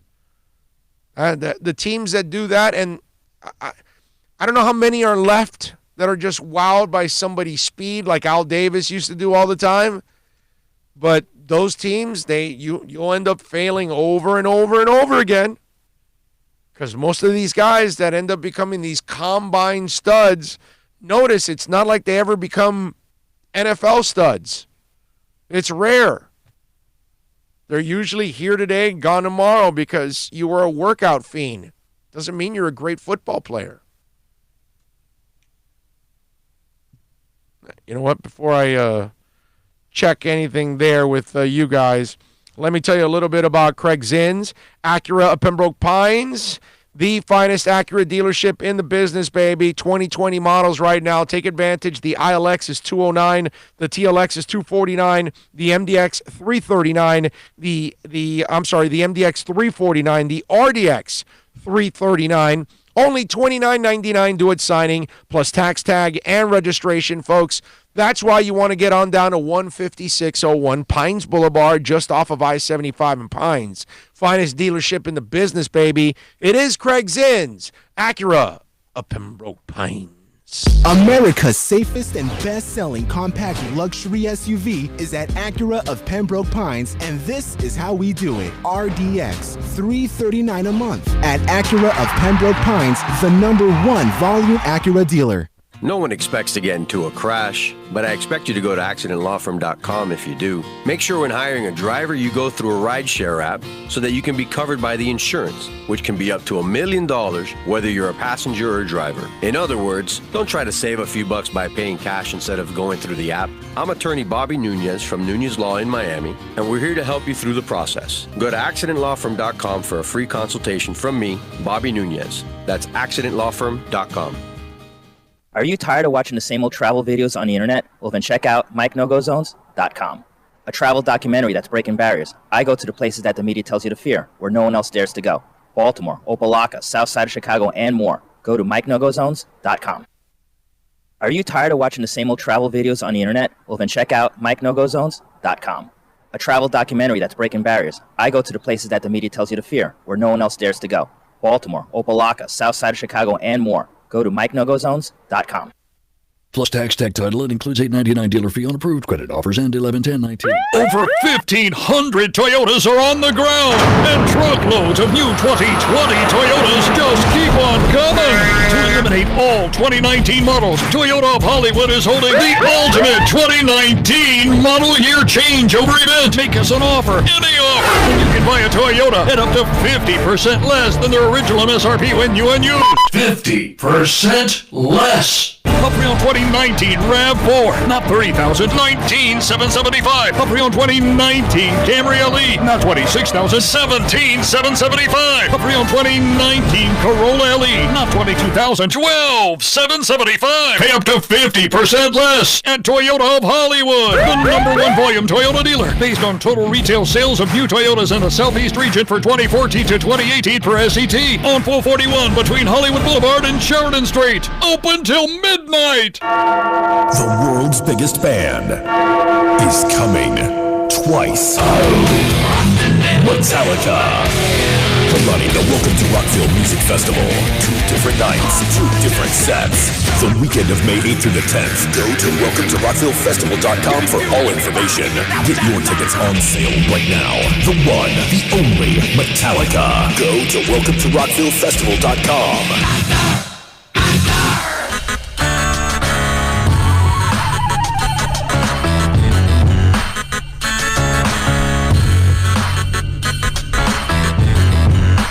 This is the Big O Show.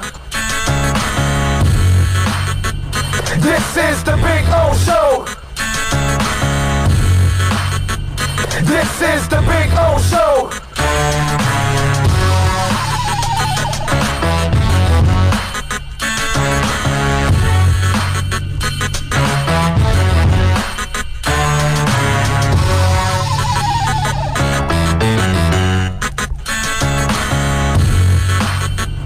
This is the Big O Show.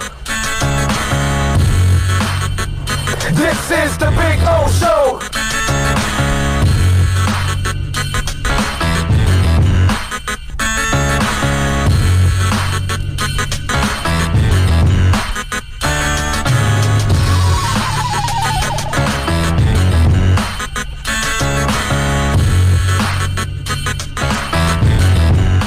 We are back. Hope you guys are doing well out there. Ladies and gents, as always, thank you for keeping it locked here. Remember, if you want to get in on the accidentlawfirm.com text line, you can always reach out to us. And that is, of course, at 786-322-1105. That's 786-322-1105. If you want to get in on the accidentlawfirm.com text line. You can also reach out to us on Twitter, and that is at Big O Show. And follow us there as always, because that is like a 24-hour talk show there going on always, every single day. And we always appreciate all of you out there for keeping it locked here, man, big time. Let's see what we got here on the accidentlawfirm.com text line. Let's see. Hey, brother, I just heard your podcast from Friday's show. I agree with you 100% about the Dolphins not drafting Tua at number 5. I would love to see the Dolphins trade down and get more picks either with this year or next year's draft. Thoughts? That's Dolphin Jeff from Long Island. And listen, I got no problem with, getting more picks for the future, but it all depends on what happens. I don't know. We make all these fantasy drafts, but we really don't know what the reality is. It's like somebody, will chime in, well, if we trade our number 5 down to number 8, and then they give us also their late first rounder and their second rounder, and then their third child in 10 years, then yeah, we'll be all right. You guys come up with these wacky trades that I don't know if any of them exist or not. So until we know somebody wants to trade with them, how do we know that it was offered or not? You know what I mean? So that's where I just don't get into the hypotheticals. It just happens way too much with our business, and we end up wasting our time talking about certain players. We still don't know who's going to get tagged yet. We got to wait for this whole thing with the CBA to happen, and then we'll find out if teams have 1 or 2 tags to use. And then we'll find out eventually who's really available in free agency. We still don't know that yet. A.J. Green thought he could be a free agent. Now they're going to tag him. Poor bastard. Man, that poor bastard. Anyway, let's see what we have here. Big O, would be nice if the combine really changed. Oh, no, I'm sorry. Big O, hope all is well. Thank you, Sharif. Go Gators is chiming in. Cheyenne Moore says, Lions are bluffing about taking Tua just like Riverboat Ron. Oh, of course. There's no doubt. The Lions have to take a player. They can't take a quarterback. Their jobs are on the line. Mike Pellegrino says the Dolphins belong in the XFL. Well, then where would Cincinnati belong? Dolphins won more games. I don't know. I mean, Dolphins won more games than a few teams, not just one. So we are picking 5, right? Yes. There's 4 of them. Yeah, there's 4 teams worse than the Dolphins apparently. So I don't know. That's a lot of expansion for the XFL. Josh says Tua is not the answer to this team. I believe Rosen is. We will find out. Dougie Fresh says, great breakdown of the importance of the combine. I remember the great combine of Agnew in 2012. Now he's a high school coach. Exactly. Drubo says, weird if it's true that Tua is so hurt with his feelings about the Finns. Brother, if he's hurt about his feelings with the Finns, then that's definitely not the guy you draft. Okay? That's all. Josh says, I don't care. Tua goes to either Washington or Detroit. Just wish him to stay healthy. Now, let me give you guys also this scenario that you need to take hold of and you need to understand overall, okay? If Tua is taken early, which I'm hoping, really, I don't want Tua on the Dolphins at this point because I don't think he's going to be able to stay healthy. I think he's going to break down all the time like he has so far in his career, right? Here's the part that I love about this, and I want this to be etched in your minds, Dolphin fans. I want you to think about this religiously because it is such sweet music to my ears, okay? This is a deep draft in the first few picks.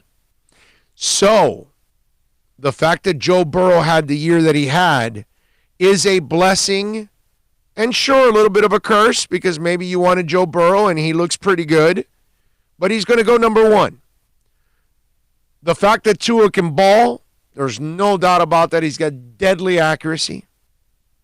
The fact that his hip has healed properly has upped his stock, right? And people are willing to take chances. I love it. I love it. Do you know why I love it, ladies and gentlemen? Because then that means that 3 position players are falling in the direction of the Dolphins.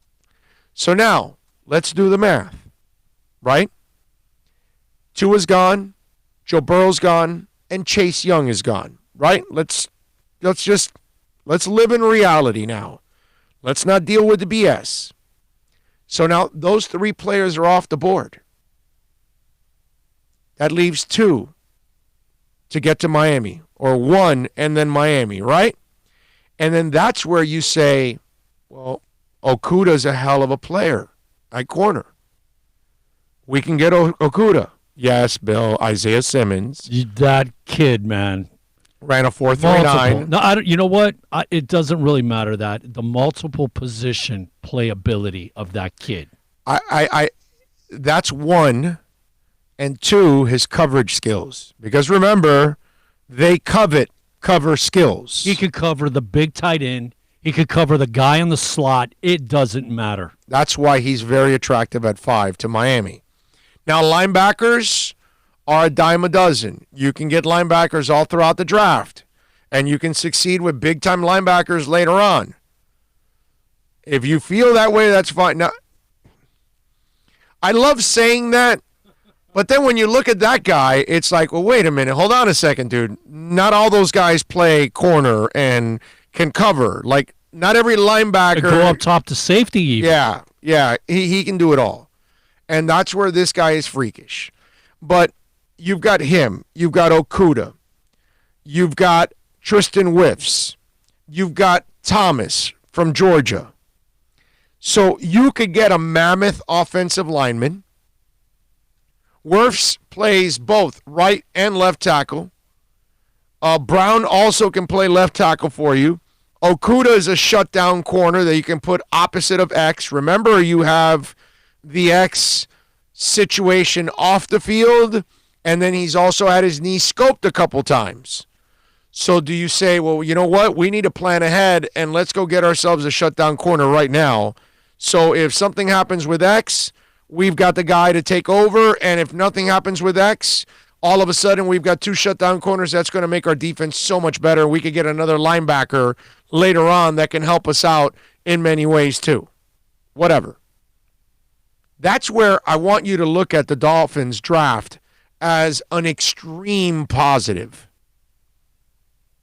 You don't have to look at it as a negative. And maybe the price of poker to move up from 5 to 3 would be really expensive, whereas maybe you go from 18 to 13, 12 to get a Jordan Love, and you don't pay nearly as much. And you're giving up later picks instead of those early picks is what you're doing to go to 5 to 3, and Jordan Love isn't a sack of injuries. He's raw. He's got some stuff that you got to work with, but the upside is just as good as Tua almost. Maybe even better, actually, because athletically he's got more to offer than Tua. He's a better athlete overall than Tua. And Tua, with that hip injury, he wasn't a great athlete as it is. He had to have lost some athleticism with that hip injury. Has to. Well, it certainly didn't improve. Right. No, he's definitely, his flexibility ain't going to improve. But Simmons is a Butkus Award winner. Thomas and Wirfs are 2 monster tackles, franchise-type tackles that you can add on your team. Okuda is a nasty, nasty, nasty corner. I mean, come on, man. There's every reason to enjoy the hell out of this draft and not freak out about it. You're not going to solve every problem in one draft. Okay? And I know we want to solve the quarterback issue, but you don't want to force it with A.J. Feely. You don't want to force it with Dante Culpepper. And that's what they've done for many, many years. They have forced it and forced it and forced it. No, Jay Fiedler's the guy. No, Ryan Tannehill. No, he'll turn the corner this year. No, this year. No, this year. No, this year. You have forced it and forced it and forced it. Dan Marino fell to you. So let's just, why not handle the draft the right way? Why not handle the draft in a fashion that at least says, okay, let's take the best players available and let's set our team up. And I've told you this, that you're going to have options to get quarterbacks. Those aren't the only guys, and they're not the only guys that hit. Plenty of guys are starting quarterbacks, and they're taken after the top 5. We've had that conversation several times.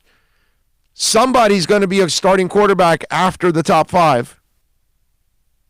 Anthony Gordon out of Washington State, Jordan Love, Nate Stanley. Somebody's going to turn into a quarterback.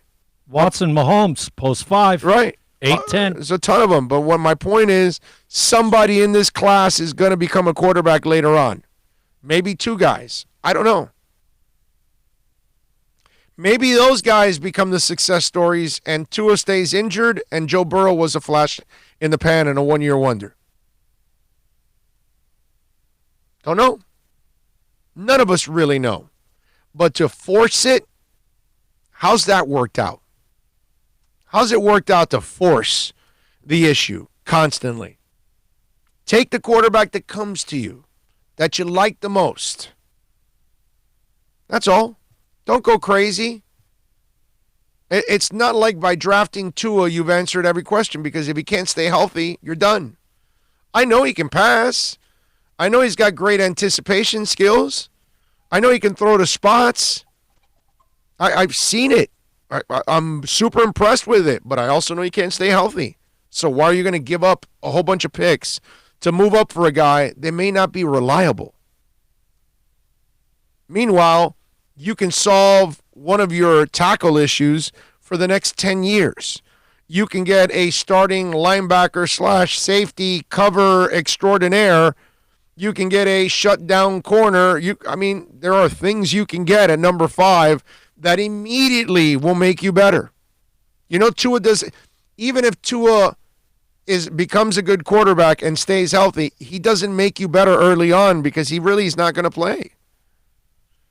So, like I told you guys, he may not even play much till the end of the year. And then you only get him in for a couple games. You won't even find out about Tua possibly till 2021. And then the 2021 draft has passed by. And what happens if Tua then, playing a full season in 2021, breaks down again? And now another draft has gone by. Knowing what we know going in the injury situation, and then when you pointed out first, compounding the issue is you're not going to know about him for another year. Seriously, man, you're going to put the whole organization on hold regarding the quarterback position with this guy? Right. Seriously? That doesn't make any sense. When it's all stacked up on the scale, man, it ain't worth it, bro. Nope. It ain't worth it. And if you have a warehouse, it ain't worth it for you to go anywhere else but Pallet Rack City. Go see Eddie Pineda and all the great people at Pallet Rack City, 305-887-9212. They buy and sell new and used pallet racking. It's your one-stop warehouse shop, baby, for all your needs. That's why you want to go to Pallet Rack City. Call Eddie Pineda right now. If you walked into your warehouse and it looks like a disaster, boxes stacked on top of boxes, and there's nothing really giving it organization, that's because you need the shelves, man. That's why you want to call Pallet Rack City. Anything you need for your warehouse, pretty much they handle it. They sell used forklifts and dock equipment, and they specialize in knockdowns and installation of your warehouse equipment. Nobody better than Eddie Pineda. Tell them that Big O sent you. 305-887-9212. That's 305-887-9212 for Pallet Rack City, which is always the place to go to. We will talk a little Inter Miami soccer with Franco Panizzo at 2 o'clock from SBI Soccer, so we'll have a little fun with him. Looking forward to it. It's a nice fake out by you, bro. What's that? That live you gave, and then I'm sitting here waiting to throw commercials up. By the way, you see Nice the curveball by you. Marlins won again yesterday. They beat the Mets. They're 7-2 in the spring. They're going to play the Nationals in about 12 minutes now at 1 o'clock. You know what spring training is all about, No, right? I know, but it's nice to see them play well at least. So that's cool. I'm glad that they're playing well. You know what? I would get excited, honestly, if I looked at the roster and saw that, okay, we had what is projected to be our starters. You know what I mean? And they're gelling as a team, but you don't know. You could have the practice squad with half the start. You got to kind of look at Still 7-2. roster. Still 7-2. Hey. I'll give them a little love for something to root. Yeah, I got to give them a little love for playing well. I'm looking forward to going out to the games. So anyway, you want to get in on the accidentlawfirm.com text line. It's 786-322-1105. That's 786-322-1105. Yes, I know. Glad you're doing better. I listened to the podcast in Pensacola while working. My family and I will be in Vegas. Thank you, sir. Looking forward to it. Should we be worried about Vegas? With the whole, I don't want to say worried, but there should be a sense of concern right now in Huge. watch and see. You know, huge. Yeah. I mean, I am nervous about it because it's, we're seeing what we saw Italian soccer games yesterday canceled. Notice how the owners didn't play them without anybody in the stands. Yeah, they want the people in the stands so they can spend some money. But, I wonder with this whole coronavirus thing. Scary, man. One guy says, I like Anthony Gordon, very quick and compact throwing motion, up and outs, not up, back and out. I like Anthony Gordon, too. I think he's a terrific little project to get. Try it out. Big O, hope you're feeling better from your kidney stones.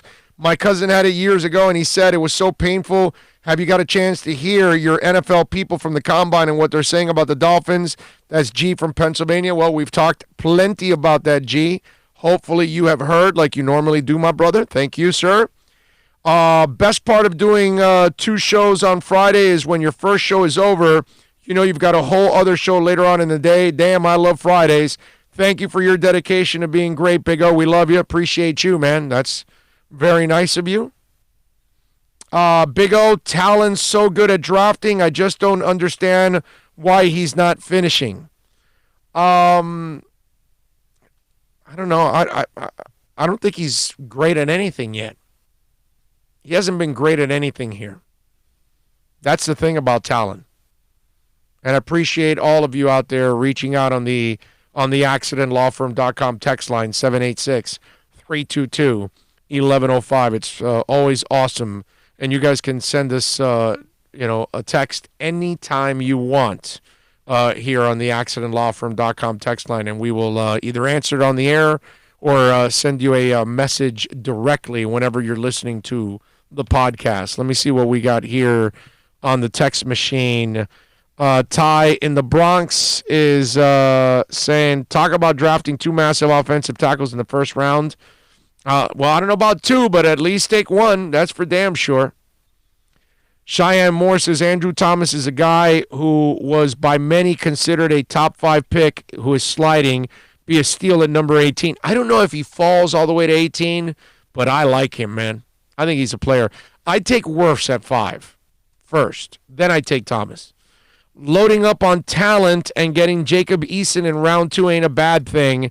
Not saying I want that or that is going to happen, but a scenario I like that isn't awful. Eason just has no mobility is what I don't like, and he's inconsistent with his throws. I'd rather take Jordan Love. I'd rather take Gordon over Eason. You know that? I would. Let's see. Joe Levesky says Isaiah can stay on the field no matter the situation. Love that about him. Exactly. Isaiah is definitely 3 and 4 downs if you want. You're right about that. Josh says, are the Dolphins bringing back Talib? I doubt that. I doubt they'll bring Talib back. Now, he is under contract. Maybe they bring him in for a training camp, and if they feel they have great depth, they let him go. But they're not in – they're in a rebuild, so I don't know how Talib's going to handle a rebuild. Talib, at this point in his career, and he's, kind of vocal about it, he probably wants to play on a team that's trying to win right this second. Okay? When we talked about this in the past, you weren't crazy about him being exposed to our younger guys. Yeah, because his Talib's character is not. Talib's a knucklehead. There's no other way of phrasing it. NorCal says, one of my customers just dropped off the Rover. He's sick as a dog. I got gloves on and put his keys in a Ziploc bag so I don't touch it. Vegas will be fine. You know what I was thinking? Here's a tip for everybody out there. I ran into this issue on Sunday. I went to a restaurant to go pick up some food, and I paid with my credit card. She gave me her pen to sign. I am now taking a pen when I go to restaurants so I can sign with my own pen. I don't want to use the same pen that the waitress and all her customers have been using all day long. I know it's silly because it's not like this is the plague or anything like that, but it could easily be spread. And the one thing we should all do right now is be super responsible. Wash your hands as much as possible. Use any of that, what's it called, the hand sanitizer, all that kind of stuff, Clorox gloves or cloths or whatever, those things. Whatever you have to do, man. You know what I mean? Exactly what you pointed out. Anything that you think that's been passed around. Right. The carts and your baskets at the grocery store. Oh, man. If you touch an ATM, that's everybody. Everybody. Gas pumps. Oh my God, that's Yes. one of the grossest Door things handles, actually out there. All door handles walking into any store, all these things that people touch. You put your hand someplace in public, think about it. Yep. Other people have been there before you. Yep. The biggest thing I've heard is if you're older or you have asthma, like myself, if you're susceptible to things, if you have a weaker immune system. And my immune system, because of my Crohn's, my white cells are off the chain, but my allergies and my asthma makes me more susceptible to breathing or respiratory problems, and this is associated with this. You have to think about these things, folks. Yeah. No, I'm serious. You should, if you're going to go to a restaurant, you got a pen in your car, get off with that pen. Put it in your pocket. Seriously. If you got to sign, don't sign with their pens anymore. At the moment, for now, until they can kind of control, because it's only going to get worse. We've got 2 cases now in Florida. So there's several cases now, across the country. I think they're tracking 70. I think it is something along those lines, and obviously Washington State has been like the epicenter of this whole thing. I'm just saying, take care of yourself and be overprotective. You know what? Here's the thing. Some people may look at it as silly. Some people may think that you're going overboard, but it's worth it. Who cares what somebody else thinks? Yeah, here you can't there is no being too cautious. Why do you want to catch it? Look, there's a good chance you're going to overcome it. Most people overcome the coronavirus. I was seeing that the flu, I think it's 0.9 how many people you affect. I think influenza was 1.3 on what you affect, and this is like a 2.01 or 2 or something like that. So it means everybody that has this, there's a chance that they're going to affect at least 2 people. And that's where it becomes a problem. Again, it's not something that's going to wipe out our society, or I'm not going to get into anything ridiculous like that. But hell, do you want it? No. Do you need to carry it? No. Do you want to pass it on to your friends, your family members, your coworkers? No. So protect yourself. That's all.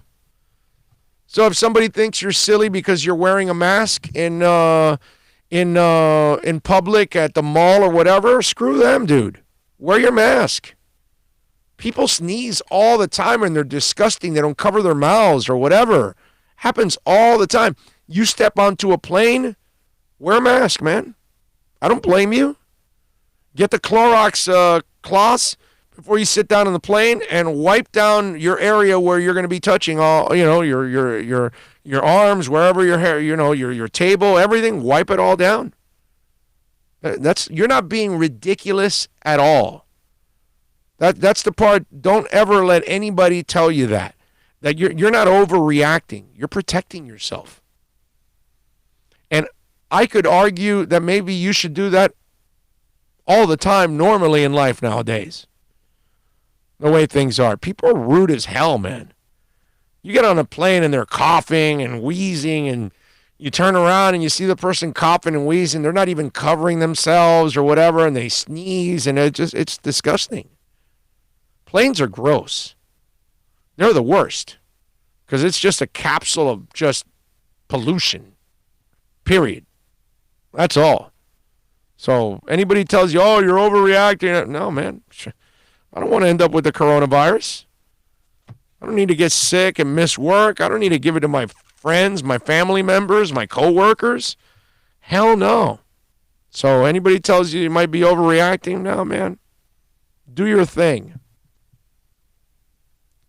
Let's see. Jay says, still believe Jordan Love will be the QB of the Dolphins pick. He has the most upside in the draft and can use a year of learning on the bench. I would not be disappointed in Jordan Love, that's for sure. Okay? Even at 5, where it would be a little bit of a reach, I would say, okay, it's a reach, but I get it. They need a quarterback. It's a reach, but I would understand. You know what I mean? But I'm hoping that 18th pick is the one that you kind of maneuver with and try to get Jordan Love. You're going to have to move up to get Jordan Love with that 18th pick. LOL, worrying about the pen when you touch the table, chairs, silverware cups, etc. Actually, LOL, game over.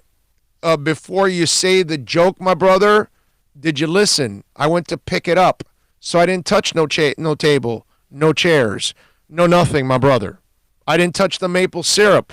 I didn't touch anything at all on the table because I wasn't at a table, my man. Comprende, compadre? So, again, do not assume. Okay? You know what happens when you assume, right?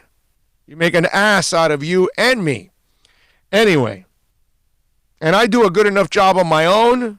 Game over. I don't need you to add it on top of all of that. Okay? So you're right if I was at the table, but I wasn't at the table. I was just picking up food. And that's what I said, just picking up food. I had to sign with the pen. I thought about it. I was like, whoa. And right when I got to the car, I got sanitizer and I immediately used it right away. I had to. GPP Central says, Big O, are you also loving the Vince extension fins up? The Vince extension? What does that mean? I'm brain farting right now. What does the Vince extension mean? Fill me in there, bro. I don't know what you're talking about. Maybe I missed it. Drubo says, hey, Navarro posted a video about Lashley not being a fan of overthrown balls. He was screaming at some QBs. Good. Jay says, you should take probiotics daily to build up your immune system. Touching things makes us stronger. Wash your hands, but avoid antibacterial products that kill your body's good bacteria with the bad. Interesting. Game Over says, what's the lowest we could get Love? I want to say about 12, 13. You got to move up. And then still you may have some teams that move up ahead of you. Game Over says, you're right, I missed that pickup key info. Yes. I was not in there. Vince Beagle. Oh, yeah, no, I love Vince Beagle. Yes. That's been a nice pickup. The Vince Beagle pickup. I tell you, Kiko, I'm always injured and inconsistent. Alonzo or Vince Beagle? Wow. What that was like, that was a monster move right there by the Dolphins. And so I love the people that are like, it's going to happen. And I think it's going to be a lot of fun because there are a lot of people that are like, well, I don't trust Chris Greer. Okay. I just told you. There you go. Vince Beagle. Great move. All these picks. Great move. Brian Flores. Great move. I mean, just there's so Getting many. out from underneath the cap strapping. Yes. No more cap problems. Great move. I can't tell you how they handled the Tua interview. Perfect. I just every time I look at the Dolphins now, it's a different franchise. Completely different franchise. And that's fine. A lot of you are jaded and you've suffered for a long time like all of us. And so it's hard for you to give it a chance or even believe, right? Because there's some of you out there, it's like, there's no way I believe in these guys. And that's fine. That's understandable, man. You don't have to. That's good. I believe in them. And I think they're going to end up kicking ass. Did I go over here? Right? That's a pretty safe assumption here, sir. All right, let me take a quick break here, 2 minutes. We'll come back to start off hour number 3, which is really already started. Back with more right here on The Big O Show. No one expects to get into a crash, but I expect you to go to accidentlawfirm.com if you do. Make sure when hiring a driver, you go through a rideshare app so that you can be covered by the insurance, which can be up to $1 million whether you're a passenger or a driver. In other words, don't try to save a few bucks by paying cash instead of going through the app. I'm attorney Bobby Nunez from Nunez Law in Miami, and we're here to help you through the process. Go to accidentlawfirm.com for a free consultation from me, Bobby Nunez. That's accidentlawfirm.com. Are you tired of watching the same old travel videos on the internet? Well, then check out MikeNoGoZones.com, a travel documentary that's breaking barriers. I go to the places that the media tells you to fear, where no one else dares to go. Baltimore, Opelika, South Side of Chicago, and more. Go to MikeNoGoZones.com. America's safest and best-selling compact luxury SUV is at Acura of Pembroke Pines, and this is how we do it. RDX, $339 a month at Acura of Pembroke Pines, the #1 volume Acura dealer. The world's biggest band is coming twice. Metallica. Promoting the Welcome to Rockville Music Festival. 2 different nights, 2 different sets. The weekend of May 8th through the 10th. Go to welcometorockvillefestival.com for all information. Get your tickets on sale right now. The one, the only Metallica. Go to welcometorockvillefestival.com.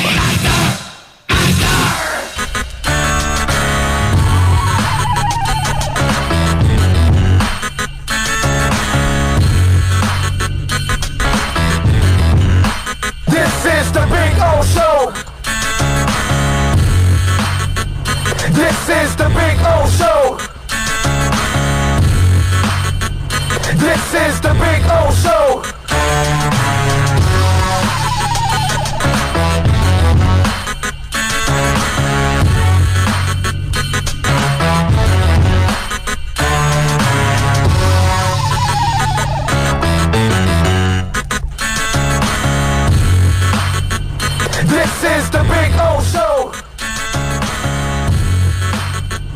This is the Big O Show. All righty, we are back. Yes, XFL action this weekend. We ended up, by the way, 3-3 against the spread this weekend. We did not have a good week. Obviously, the New York-LA game with that 0-2 start right there kind of buried me, as New York ended up winning and defeating LA 17-14. The Wildcats are like this, man. They started off really bad, and then they fire the defensive coordinator, Pepper Johnson. They have a really nice effort in the second week, but lose a tight game. Third week, they blew up. And then this week, the New York Guardians were going to go 0-4, so they avoided that, and they ended up beating LA 17-14. I had Wildcats -7 and the over 40. Neither one happened, so we went 0-2. I ended up, liking the over in the St. Louis-Seattle game, which was 38.5 was the over and under. They scored 39 points. So I won it and I went 1-2 there. Jordan Ta'amu or Ta'amu it's funny because when you watch the broadcast, you can hear the announcers kind of like, how is it that I pronounce this? Is it like this? Because they don't really pronounce it the same way every single time. But that Ta'amu kid, he's got some ability, man. Now, that one's pretty good. And the St. Louis crowd is really, really good. So they won 23-16. Ended up winning that one. I got Houston -1 against Dallas. And sure enough, it was the game of the week. 27-20 Houston. P.J. Walker once again put on a show. Landry Jones threw 3 interceptions and also got injured. And also a player ripped him. Did you see the player that ripped Landry Jones? You probably didn't watch it. No. So he was like, tell Landry to get the F out of here or whatever was the audio. The audio in the XFL is awesome. Okay? I mean, it is freaking awesome. So now they've got Philip Nelson and Brogan Roback as the backups there. Roback, by the way, is the guy that was in the Hard Knocks with the Browns, and he's the guy that was sharing the trailer with Baker Mayfield. That's the guy. He's there. So those are the two guys that are the backups. And Landry Jones, that's the one jersey that they sold in that league. They have the jerseys for every team. You can buy a jersey for any team in the XFL, but it has a number 20. That's it. The only one that has a second jersey that is of a player is the Dallas Renegades and Landry Jones, which, by the way, I got to say, I like the Renegades logo. I think it's a really cool logo and combination. Oh, man, the bandit with the red eye. It's a great combo, man. That looks great. And you go to the XFL site, and their apparel is there's a hat of the Renegades that's super cool that I want to get.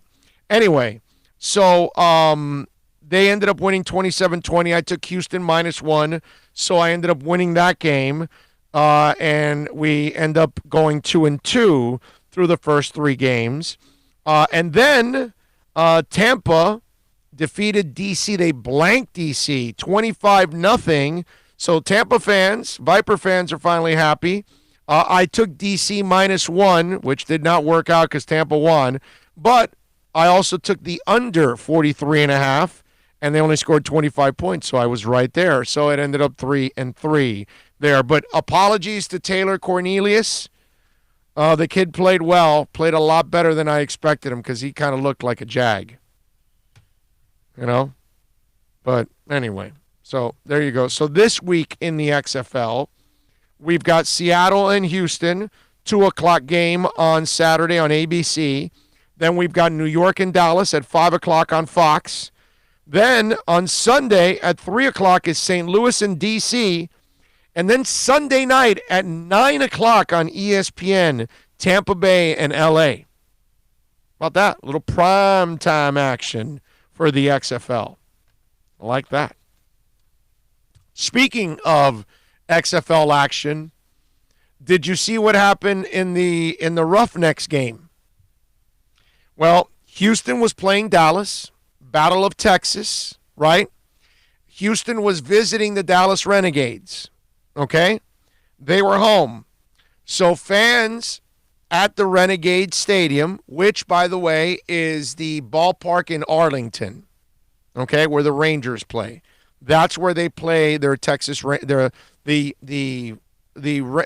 Dallas Renegades games are played in Arlington in the baseball stadium. Well, they have a good crowd there. So the crowd started chanting. And during that chant, they broke out trash cans and started pounding the trash cans with the chant. Now, I get it. It's the Houston Astros. But do they have to put the Roughnecks through the hell? Like, the Roughnecks weren't cheating. It's not the Roughnecks' fault if they're the best team in the league right now. They're not stealing any signals from people. But this is what's awaiting them. This is what's awaiting the Astros. I don't know if you guys caught the fan that was like telling Altuve, hey, give the MVP back to Judge this weekend. Guy screaming, and Altuve turned around. And that's these players. Oh man, dude, if they're getting to you at spring training. Now, it is a little easier to be heard in spring training than it is in the regular season. In the regular season, they may not hear you because there's so many people. And it depends on which ballpark you're in. Yeah, it's true. It's true. Yeah, they might hear you here in Miami. You're right about that, and I can't argue with that one. But no, but this is a sign. I mean, it rolled over into the XFL, dude. Now, and you know that the people in the XFL were with it because they were official. They were on the dugouts. They brought out the trash cans, standing on the dugouts, pounding the trash cans with the chant. So the team was part of the joke, which I love it on every level. Very nice job by them, man. That's awesome. It's funny as hell, but it also shows you what the Astros are in for this season. I mean, I don't know if you guys saw it over the weekend. There was a guy that went to an Astros game. He had a makeshift camera, okay? He had a sign that said curveball. He had a headset and everything, and the camera said Astros Cam on it. I mean, my man went elaborate, like all the way, okay? He looked like a legit fake camera guy. All right? I mean, that's just like what I'm telling you. All these things happened this weekend for the Astros. And some for the Roughnecks, which that's kind of rough on the Roughnecks to do that to them because, you know, they're not stealing signs here. The Roughnecks are actually playing entertaining football and winning the right way. But that shows you right there. Oh. What awaits the Astros is going to be absolutely scary. We will rock you with trash cans. That is just awesome. That's fantastic.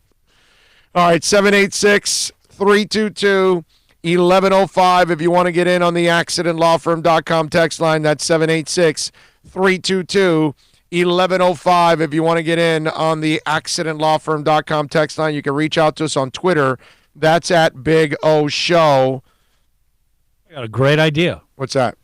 Every team has their little giveaways. The night that the Astros come to your town, you have your trash can night giveaway. Little metal trash cans with your logo, and you give everybody a little stick so everybody can pound the trash cans the night that the Astros come to your ballpark. Like the Heat used to do with the playoffs and the the clackers. The first, yes, Inter-American car rental, I think, that is gone forever. Yeah. Yes, that first clacker. clackers. But I love that. Your team logo, little metal. Where's my garbage can? I have a clacker. And, you know, you can beat the garbage can for the Astros the night they come to town. Okay. I like that. A little trash can. Big O, any concerns about the turnover of coaches on the Finn staff, especially going to the Giants for a lateral move? Not at all. Not at all. I didn't know that coaching staff last year, and they won 5 games. Whatever he thinks he needs to make a change, I'm good with it. He's earned that right. Oh, an update on the mortality rate just increased to 2.7, reminding people to take it seriously as best practice. Well, how about that? 2.7 now, the mortality rate. That's crazy. Christopher D. Cassard says, would you like Miami to have an XFL team? I said that earlier on the show, yes. In fact, I think Jorge Mas should get an XFL team in the Fort Lauderdale Stadium. I think it would be awesome. Yeah, once you move the Inter-Miami team back to Miami, where it's going to go, and then you only have the USL team there playing at the USL Stadium, you then can do USL XFL. There you go. Kind of rhymes, too. So, yes, I would definitely love an XFL team if they can keep it going. Mad Dog says the Finns will probably pick up a few ex-Flyers.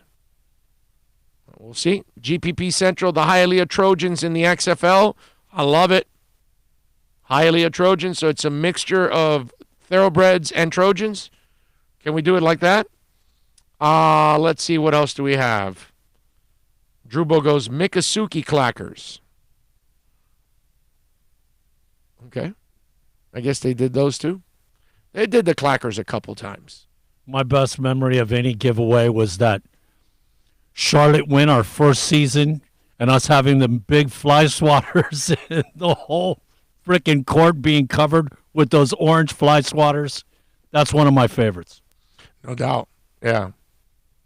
I'm with you. All right, 786-322-1105 if you want to get in on the program. Franco Panizo is going to join us at the top of the hour. We got a bunch of things to talk to him about. He was at the game yesterday for Inter Miami. The Heat are back in action tonight. They take on the Bucks. Heat, nice job defeating the Nets and defeating the Mavs. That was a really, really nice win. But, again, and tonight doesn't count. Tonight's Milwaukee. And, I mean, I would love for them to win, but they kind of beat Milwaukee already one time. I think you kind of met your quota already there. You've exceeded your quota by just beating Milwaukee that one time. I don't expect them to win tonight. And even if Miami loses, I can't hold it against them. But I am going to say this because somebody was like, because I've been pretty, honest about the Heat that they're kind of coming back to reality now. But some of you out there that are, you're die hard and you can't really stand maybe something negative to be said about the team or just to be brutally objective about it. Some of you are still holding out hope that this is the team that was 24-8. And so some guy like, whoa, what'd you think of the last two wins now? Did you change your mind? I'm like, dude, I don't change my mind on every whim and everything that happens. This is what streaky teams do. Bad teams win games like this, and then they go and lose to Cleveland, and they go and lose to Atlanta, and they lose to terrible teams. So you've got to go on a roll and beat good teams on a consecutive basis, and the teams you're supposed to beat also beat them. We haven't seen that. And again, tonight is not a measuring stick by any way, shape, or form. Tonight is one of those bonus nights. If they win, phenomenal. If they lose, you can't be shocked. Milwaukee's a freaking badass team, and obviously Giannis is a beast. But again, credit to them. They did a really nice job winning the other night and taking care of business in back-to-back nights. And even on a night where Luka Doncic was celebrating his 21st birthday. So tonight, 7:30, AAA, we got Giannis in town. This should be a lot of fun to watch this game and see where they're at. Like to get Tyler Hero back, too. That would be really, really nice if somehow or another you can get him back. Speaking of basketball, did you guys see where Kevin Durant says that he is not ruling out playing in Tokyo for the Olympics? I find that kind of weird. So you're injury prone. If I'm the Nets, okay, wait a minute. I'm paying a lot of money for this guy. He's injury prone because he is. He's had several injuries throughout his career now. He's missed significant amounts of time with injuries. Okay? A couple years back, he had that foot injury. Now he's dealing with the knee injury, which then he came back too early to re-injure it again, and the rest is history. So you have not played all year. You're the Nets. You signed two injury-prone stars in Kyrie Irving and Kevin Durant. And both have dealt with injuries all year long, right? So now you hear Durant saying Tokyo is definitely a possibility. He allowed his name to be in the group of finalists, but there are other benchmarks in front of him that are more important before he makes those decisions. Now, I don't know what, if it's just health, those benchmarks that he needs to hit or anything along those lines, but there is no way in no way, shape, or form, if I'm the Nets, I want that guy playing in the Olympics. One, I don't even know if we're going to even have the Olympics with everything going on with the coronavirus. I mean, the Olympic Committee is so stinking greedy that they would probably put everybody at risk just for the greed of money so they can make. You know what I'm saying? That's how pathetic that committee is anyway. But overall, okay, whether it happens, let's say it does happen, you're the Nets. Don't you want to sit down and say, hey, Kevin, I understand playing for your country is an honor, but we would like for you to not go this year and pass it up because we want to focus on you getting healthy, and we'd like to have you on the court with Kyrie next year. You know, if I'm the owner, I would want to have that conversation with Durant and his agent and explain, hey, man, we're putting a lot on the line here. I don't want to see you go over to Europe and then you end up, or Asia, and you end up getting injured. And then you set us back another year. And it's not like he's never played for his country before. He's done this.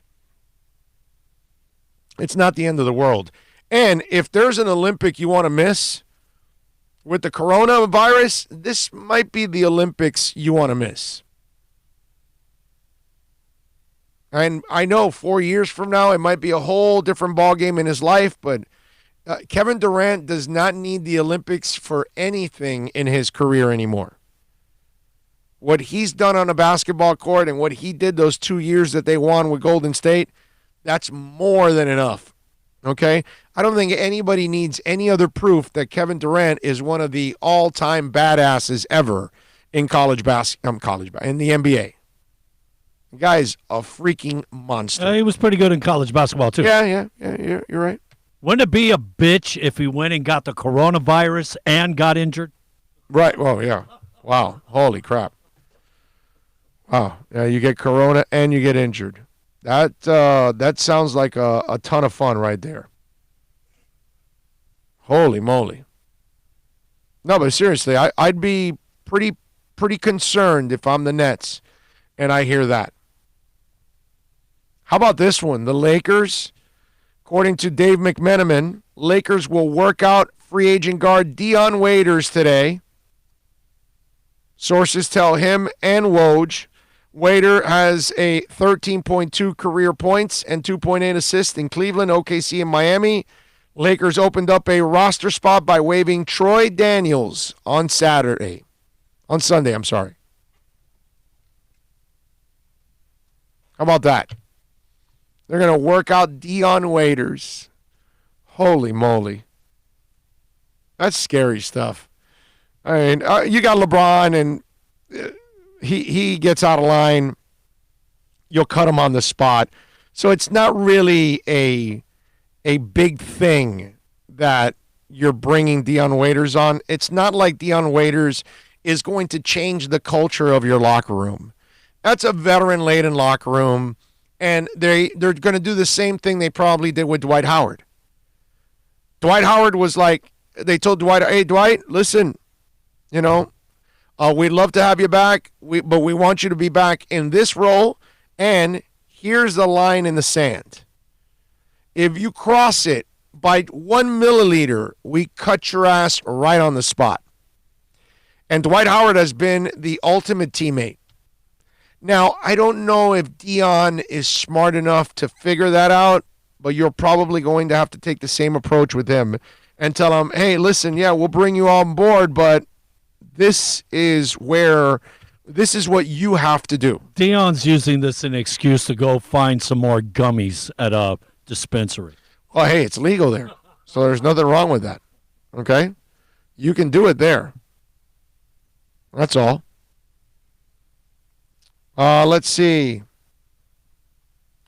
Christopher DeCossard says, hey, Big O, don't know if you answered this, but will you be at the Dolphin draft party that they hold at Dolphin Stadium every year? No, sir. Hell no. I'll be in Vegas. We will be at Tommy Rockers, my man. Okay? We will be broadcasting all 3 days of the draft, something they won't be doing on any station or the Dolphins. We will be and by the way, it's not like you're going to get any. Once you work for the team, you can't be objective. You know what I mean? That's why I've never really wanted to work for the team. Because once you work for the team, you're screwed.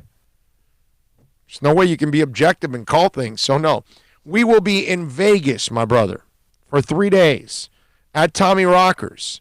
There's a link on our Twitter page at Big O Show so you can reserve your table, or at least reserve your spot, not table, over at Tommy Rockers.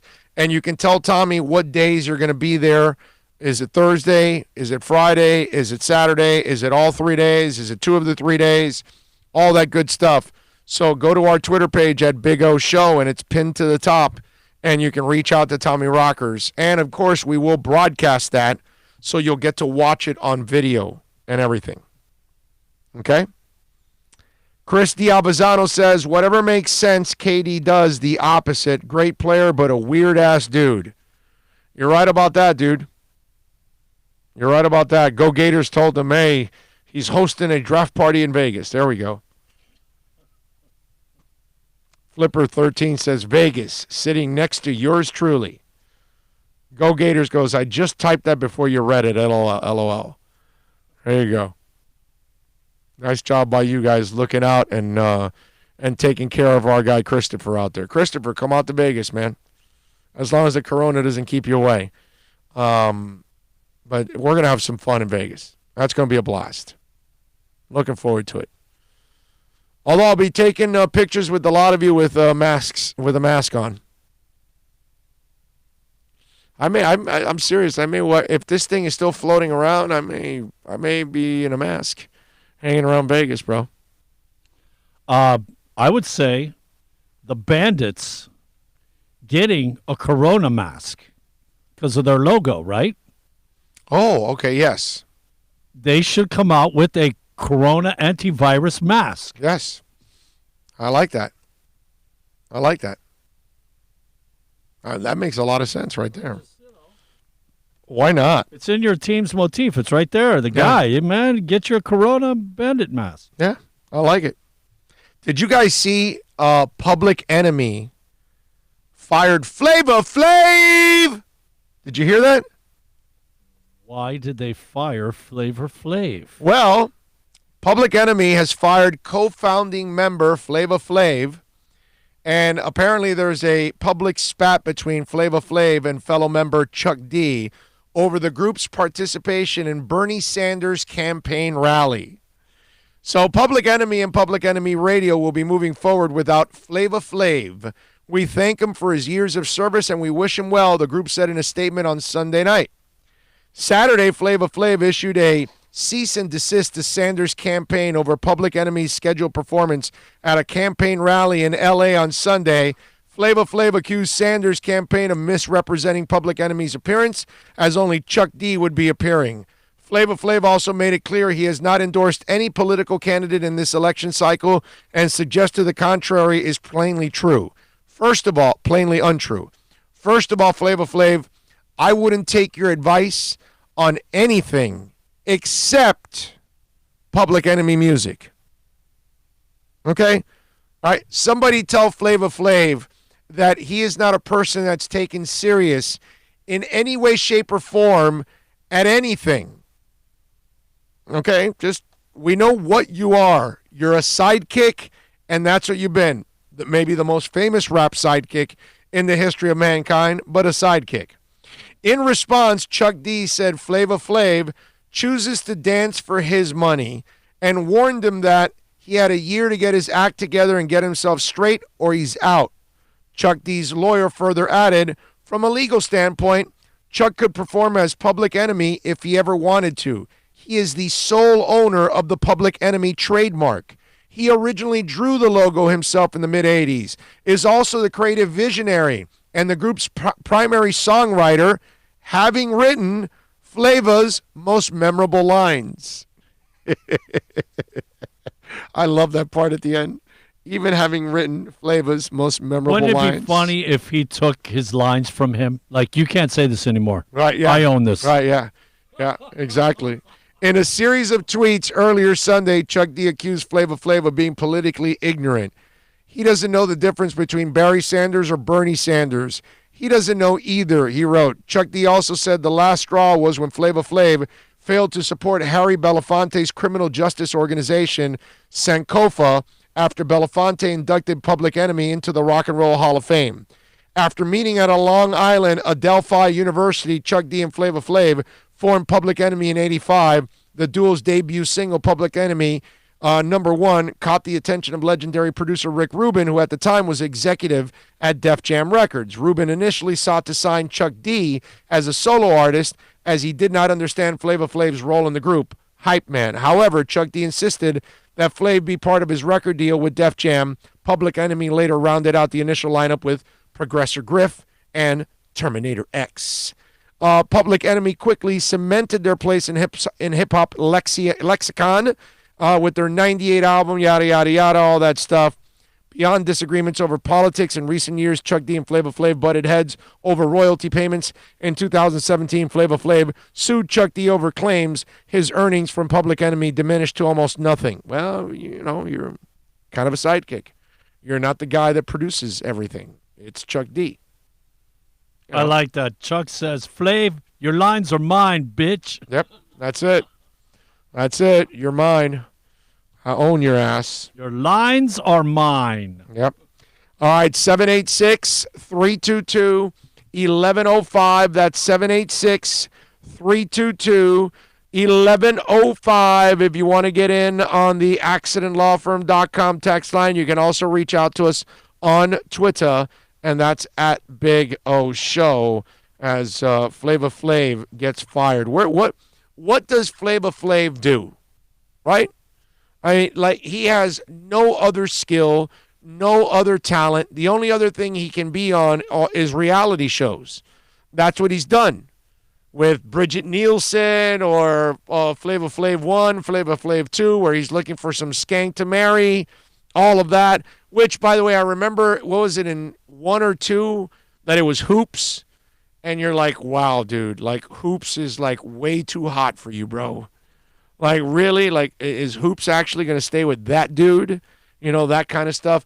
If you're Flavor Flav, you gotta know your place, right? If you're not the lead guy and you're the sidekick, you got to understand you're the sidekick. And that's the way you're going to make money. You can't go on your own. You know what I mean? All depends on how you work it. And Flavor Flav never, ever developed into his own. Like, Eazy-E did some stuff on his own. Ice Cube went on his own. Dr. Dre went on his own. They had a skill set that they were able to do. Flavor Flav is not the guy you want to hear rapping an entire song. It would be freaking annoying. So don't overstep your bounds, dude. Know who you are. Chuck D is the talent. Chuck D is the voice. Chuck D is Public Enemy. Yeah, you're the comical sidekick. But that's what you are. It's not something that people take that serious. You know, I mean, serious. It happens in all kinds of businesses, even radio. Some guys are leads and some guys are sidekicks. Know your place. It's what you are. Can't be a lead guy. You got to be a sidekick. Only way you're going to stay in radio or TV or whatever, because you're a sidekick. Nothing wrong with that as long as you understand what you are. And Flavor Flav, I don't think Chuck D's the guy you want to take on. That just doesn't make any sense to me. You know what I'm saying? Let me take a quick break here. We'll come back on the other side for this final half hour here until we lead to 2 o'clock, and then Franco Panizzo is going to join us. We'll talk a little soccer with him. Let's take a quick break right here on The Big O Show. Plus tax, tech title. It includes $8.99 dealer fee on approved credit offers and 11/10/19. Over 1,500 Toyotas are on the ground, and truckloads of new 2020 Toyotas just keep on coming. To eliminate all 2019 models, Toyota of Hollywood is holding the ultimate 2019 model year changeover event. Make us an offer, any offer, and you can buy a Toyota at up to 50% less than their original MSRP when you and you. 50% less. A pre-owned 2019 RAV4, not $30,000, $19,775. A pre-owned 2019 Camry Elite, not $26,000, $17,775. A pre-owned 2019 Corolla Elite, not $22,000, $12,775. Pay up to 50% less at Toyota of Hollywood, the #1 volume Toyota dealer, based on total retail sales of new Toyotas in the Southeast region for 2014 to 2018 per SCT on 441 between Hollywood Boulevard and Sheridan Street. Open till midnight. Are you tired of watching the same old travel videos on the internet? Well, then check out MikeNoGoZones.com. A travel documentary that's breaking barriers. I go to the places that the media tells you to fear, where no one else dares to go. Baltimore, Opelika, South Side of Chicago, and more. Go to MikeNoGoZones.com.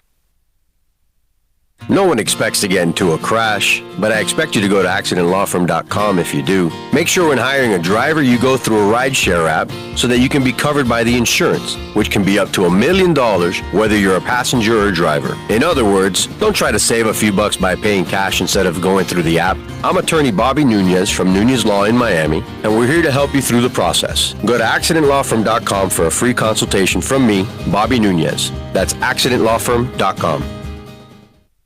America's safest and best-selling compact luxury SUV is at Acura of Pembroke Pines, and this is how we do it. RDX, $339 a month at Acura of Pembroke Pines, the #1 volume Acura dealer. The world's biggest band is coming twice. Metallica. Running the Welcome to Rockville Music Festival. 2 different nights, 2 different sets. The weekend of May 8th through the 10th. Go to WelcomeToRockvilleFestival.com for all information. Get your tickets on sale right now. The one, the only Metallica. Go to WelcomeToRockvilleFestival.com. Metallica.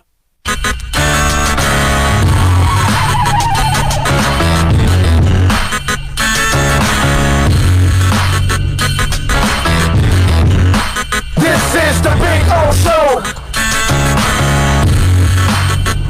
This is the Big O Show. This is the Big O Show.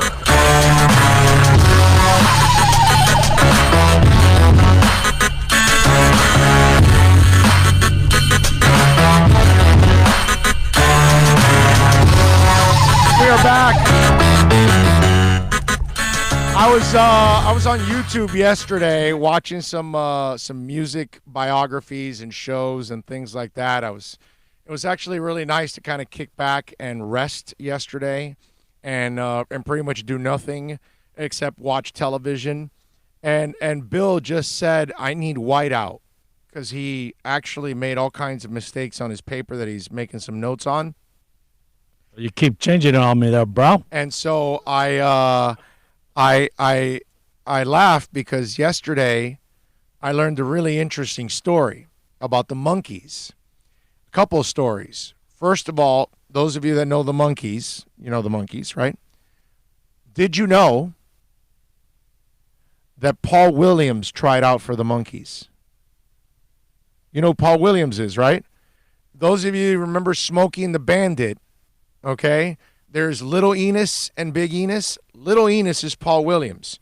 Paul Williams is a genius songwriter, like one of the great songwriters of all time, okay? And he can sing and all that. He tried out for the Monkees. Didn't get the gig, obviously. Did you know that Stephen Stills also tried out for the Monkees? Crosby, Stills, Nash, and Young. Yeah. Yes, that's Stills. Wow. So, and here's the better fun fact, okay? They had a secretary that was hanging around the band. She was also an artist. So one day, she was getting her nails painted. So she's getting her nails painted red. And she goes, man, and she's always hammering away at her typewriter, and then she makes mistakes. And she goes, what if you changed it to white, and then you could actually write over it?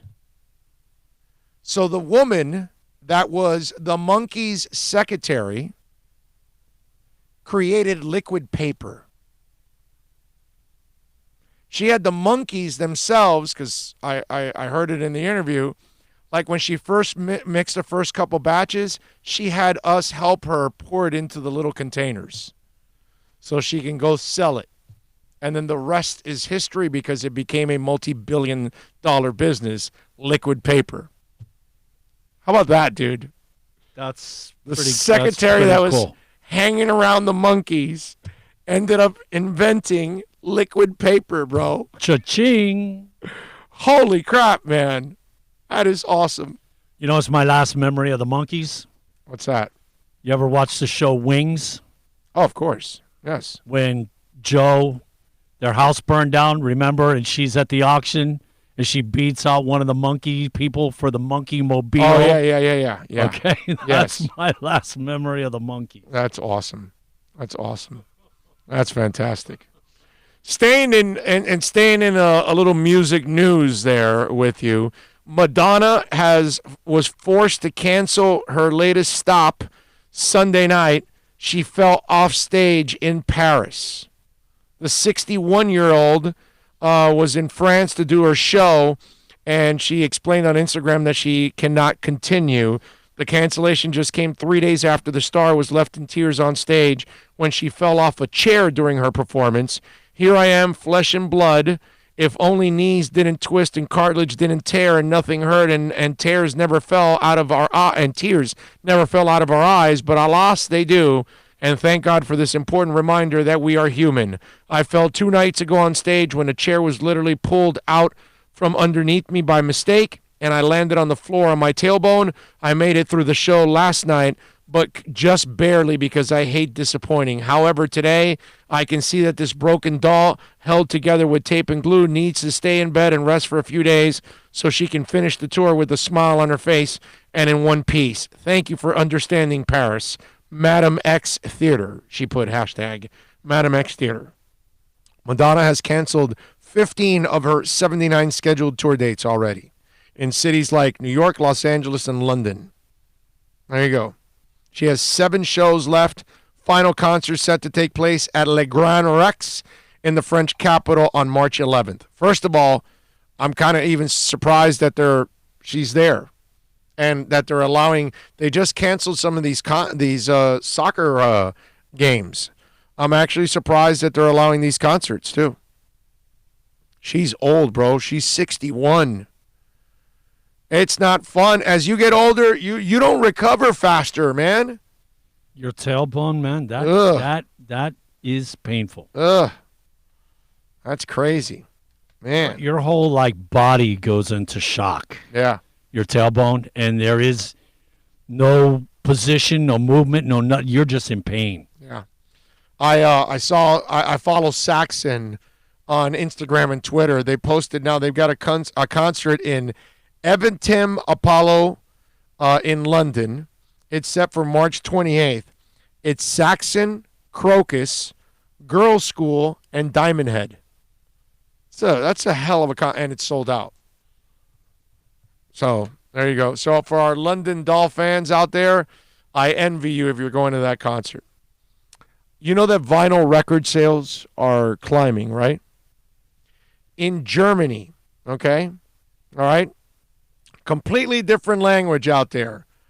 Germany's overall music earnings, including revenue from both sides and sales and streaming, hiked over 8% in 2018 to approximately $1.8 billion during the same period. America's music industry's earnings grew by about 13%. Additionally, digital revenue comprised of 64% of Germany's music earnings, and streaming made up over half of these profits. 27% more individual stream music than in 2018. CD sales were over 10% lower than in 2018. Okay? America CDs sold 12% less the prior year. Vinyl sales experienced a double-digit increase in both nations, 13.3% in Germany and 19% here in America. What goes around comes around, right? I really, come on. Those of us that are old enough that we grew up with records, we saw 8-tracks come and go. We saw cassettes come and go. And then we thought we saw records pretty much come and go. Now it's becoming CDs that are about to end at any day now. I don't know when they're going to stop making them, because it's going to get to a point where it's all going to be digital, guaranteed. I'm going to hate it personally, but it's interesting how a lot of folks, especially young people also, they've kind of gotten into the whole record thing. And anybody that has been able to play a record, you hear how much more fuller the sound is. Yes, I know you'll hear the little, scratches or whatever you call it on the needle, that you can hear that it's a record playing and that kind of stuff. But still, the sound of a record is still the most complete sound that you're going to hear out of your speakers. And it's nice to see that people are still appreciating that form of music, or that form of a way to listen to music. I find that really, really, really cool. I can remember the Beatles, Beatlemania, right? Yeah. And they did a recording in the studio. And they had said that, when they get the finished product and it's there, it's just too clean.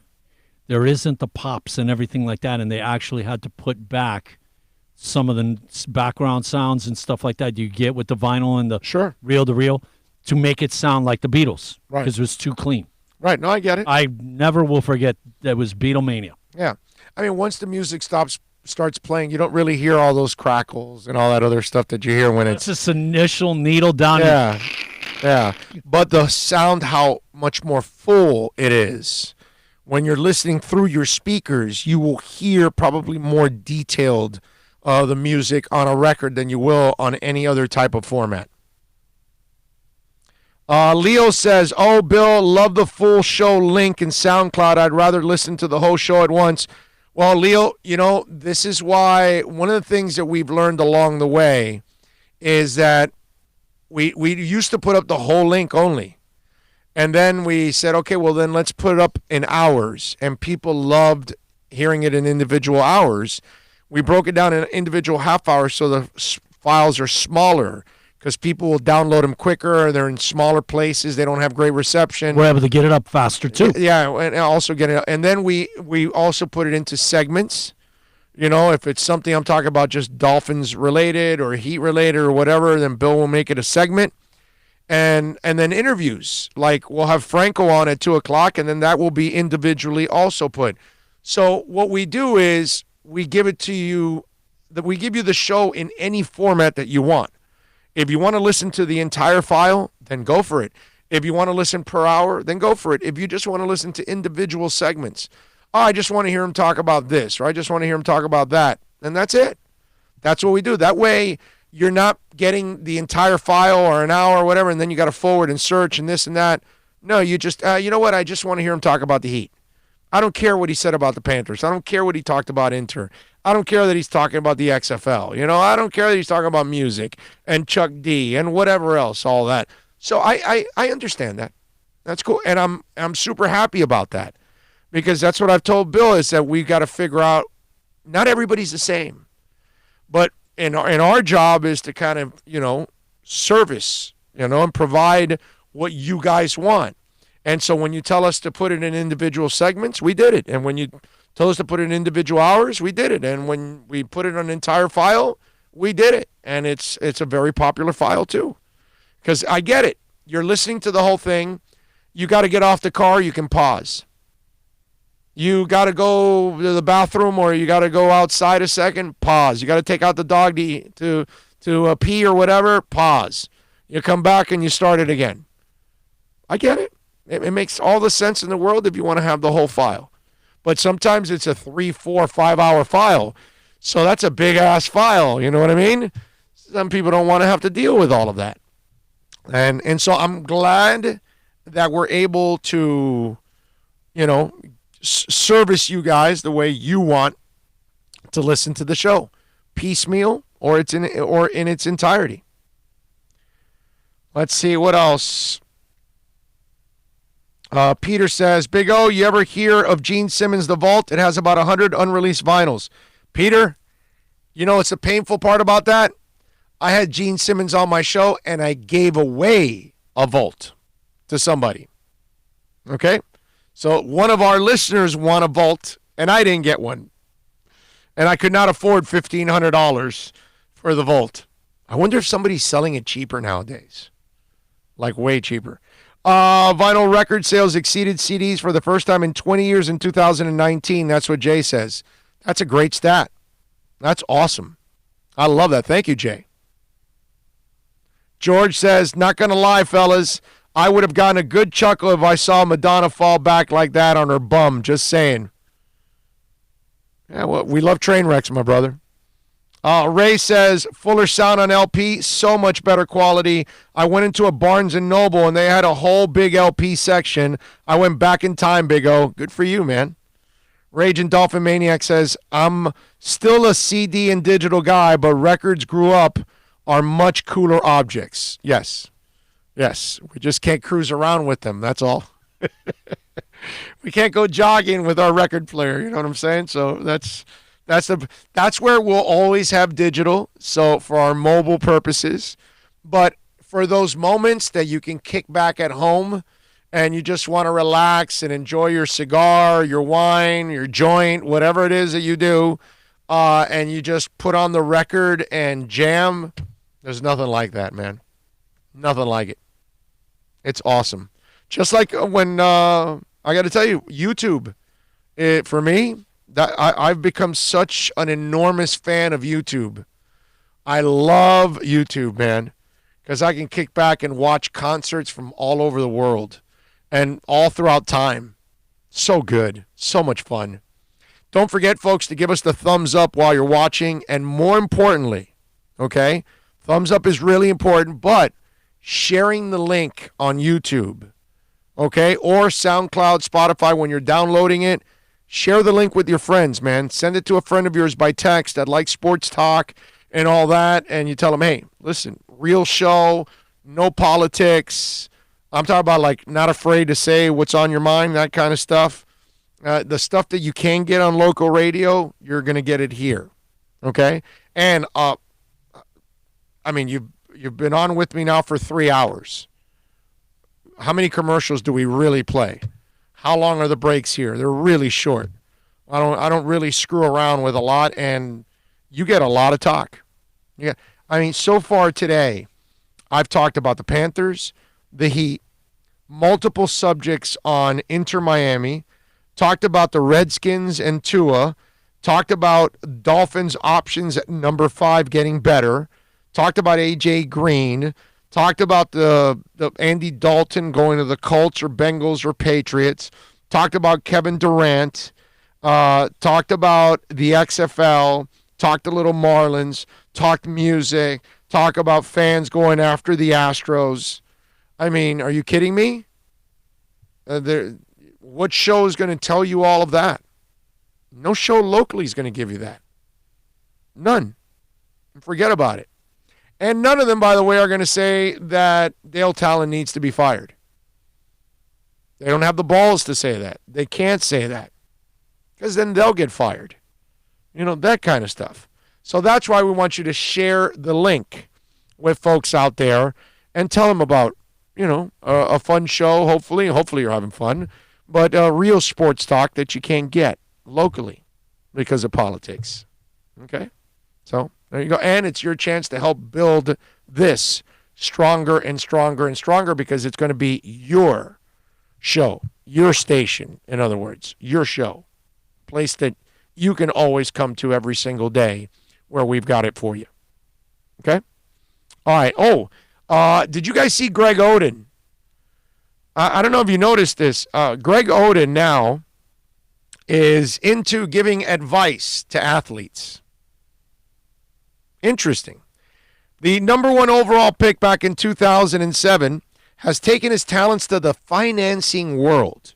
He's working to help his fellow pro athletes grow their money instead of blowing it like Boris Becker, they put in this story. They spoke to Gio at the Kenny Smith All-Star event in Chicago about his new career. He says, it's amazing.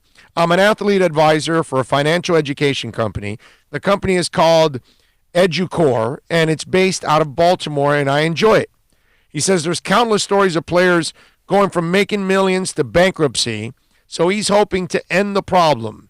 And one of the advices, or a bit of advice he has, is be engaged. Pay attention where all your money is going. Really? Is that really great advice? I mean, shouldn't you pay attention anyway to wherever you put your money? In your savings account? In a 401k? In a money market account? I'm just saying. You know, you got a portfolio, whatever. I check mine every day. Every day. And it hasn't been fun the last couple of days. Anyway, but every day I check it. Now, here's where I really have a question for Greg Oden. Is he giving advice on penis pics? I mean, because Greg Oden is the guy that was infamous for the penis pic. He's one of those guys that penis pics became viral. Him and Brett Favre, some of these guys that were early on in the world of social media, their penises exploded on social media. I'm just saying, financial advice. Hey, let me tell you what to do here in this money market. Hey, let me tell you what to do with this investment. Does a guy turn around and say, all right, so Greg, tell me about the time that your penis became the subject on social media. How do I keep my penis off social media? And now that's advice right there. That's the kind of advice that I want to hear Greg Oden give out. Okay? This is what you do. Don't hit the button. And your penis will not be on social media. I'm 53, and I have yet to have my penis on social media. I say yet because who knows, I might go crazy 10 years from now and just have some fun and just post it. I mean, I just, any penis pic, tips, pun intended. 786-322-1105. That's 786-322-1105. Franco Panizo, he works for SBI Soccer. Inter Miami opened up their season yesterday at 5:30 against LAFC. Franco, he was there. He covered it. He covered the craziness. He covered their opening match. We talk Inter Miami football with Franco Panizo from SBI Soccer next. Plus tax, tech title. It includes $8.99 dealer fee on approved credit offers and 11/10/19. Over 1,500 Toyotas are on the ground, and truckloads of new 2020 Toyotas just keep on coming. To eliminate all 2019 models, Toyota of Hollywood is holding the ultimate 2019 model year changeover event. Make us an offer, any offer. You can buy a Toyota at up to 50% less than their original MSRP when you and you. 50% less. A pre-owned 2019 RAV4, not $30,000, $19,775. A pre-owned 2019 Camry LE, not $26,000, $17,775. A pre-owned 2019 Corolla LE, not $22,000, $12,775. Pay up to 50% less at Toyota of Hollywood, the #1 volume Toyota dealer, based on total retail sales of new Toyotas in the Southeast region for 2014 to 2018 per SCT on 441 between Hollywood Boulevard and Sheridan Street. Open till midnight. Are you tired of watching the same old travel videos on the internet? Well, then check out MikeNoGoZones.com, a travel documentary that's breaking barriers. I go to the places that the media tells you to fear, where no one else dares to go. Baltimore, Opelika, South Side of Chicago, and more. Go to MikeNoGoZones.com. No one expects to get into a crash, but I expect you to go to accidentlawfirm.com if you do. Make sure when hiring a driver you go through a rideshare app so that you can be covered by the insurance, which can be up to $1 million whether you're a passenger or a driver. In other words, don't try to save a few bucks by paying cash instead of going through the app. I'm attorney Bobby Nunez from Nunez Law in Miami, and we're here to help you through the process. Go to accidentlawfirm.com for a free consultation from me, Bobby Nunez. That's accidentlawfirm.com. The world's biggest band is coming twice. Metallica. Running the Welcome to Rockville Music Festival. 2 different nights, 2 different sets. The weekend of May 8th through the 10th. Go to welcometorockvillefestival.com for all information. Get your tickets on sale right now. The one, the only Metallica. Go to welcometorockvillefestival.com.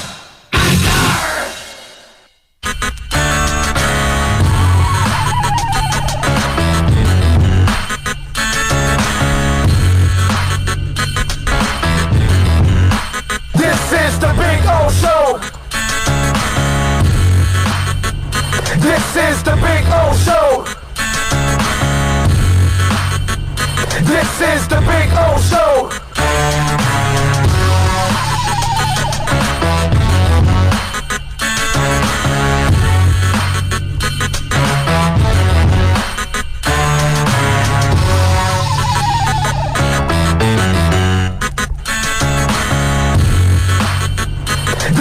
Big O Show. This is the Big O Show.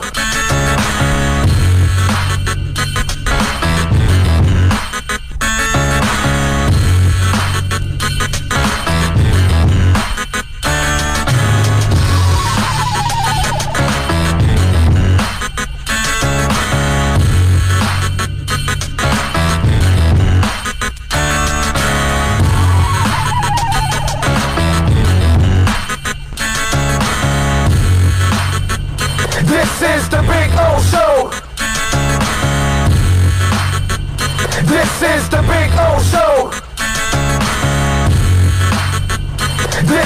Big O Show. This is the Big O Show.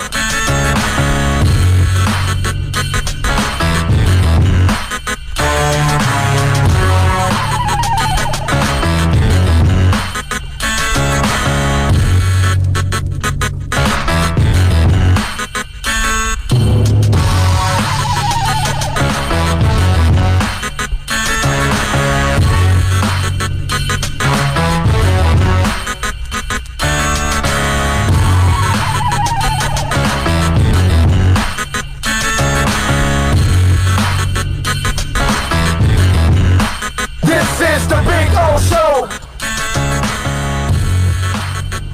This is the Big O Show. This is the Big O Show.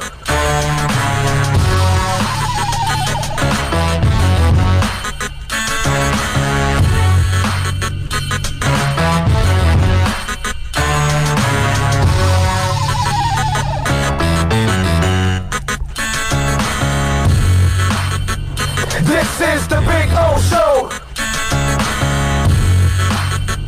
This is the Big O Show. Alrighty, we are back. I promised you we're going to talk a little Inter Miami. Hell of a game yesterday as they opened up their inaugural season in Los Angeles to take on LAFC. Franco Panizo, by the way, covers, of course, Inter on a daily basis for SBI Soccer. He was there yesterday, took the red eye back, so he is ready to talk a little bit. Are you all right, dude? Are you a little worn out, or what's the deal? You feeling good? I'm half asleep right now, actually. No, I'm sleep talking. No, I'm good. I feel good. I felt a little tired, but I feel pretty good overall. All right, follow him on Twitter, by the way, at Franco Panizo, and get his coverage because he was all over it. Covering Inter Miami, doing an excellent job. So, Franco, overall, the performance, a 1-0 loss, looked like for an expansion team first game against a hell of a team in this league, it looked to me like a damn good performance for their first one overall. Your thoughts on it? Yeah, it was a decent performance, all things considered. Obviously, it's Inter Miami's first game, first official game ever. It wasn't an easy one either. They have to travel across country, and then they've got to play LAFC, which won the Supporters Shield last year with the best record in the league. So it wasn't an easy task, and they showed well. They competed and they fought hard. Weren't that clear or didn't have that much quality in the final third. The rookie Robbie Robinson obviously had potential looks, but just couldn't find his feet and couldn't get that last bit of quality in the final third. But on the whole, the team did fairly well. They held the LAFC to 1 goal, and it took a bit of magic from Carlos Vela to undo the Inter Miami defense. So there were positives for sure, but obviously some things to work on as they get towards Gear 2. Yeah, and Vela's goal, dude. I mean, it was kind of bitter because it happened right at the end of that first half, and they, and listen, their goalkeeper Robles was a star in this game. He was just absolute studly. I felt bad for him that Vela, got that one past him because he had played such an amazing half. And that would have been really sweet to go into halftime at 0-0, and maybe we end up 0-0, as they say at the end of the game, instead of 1-0.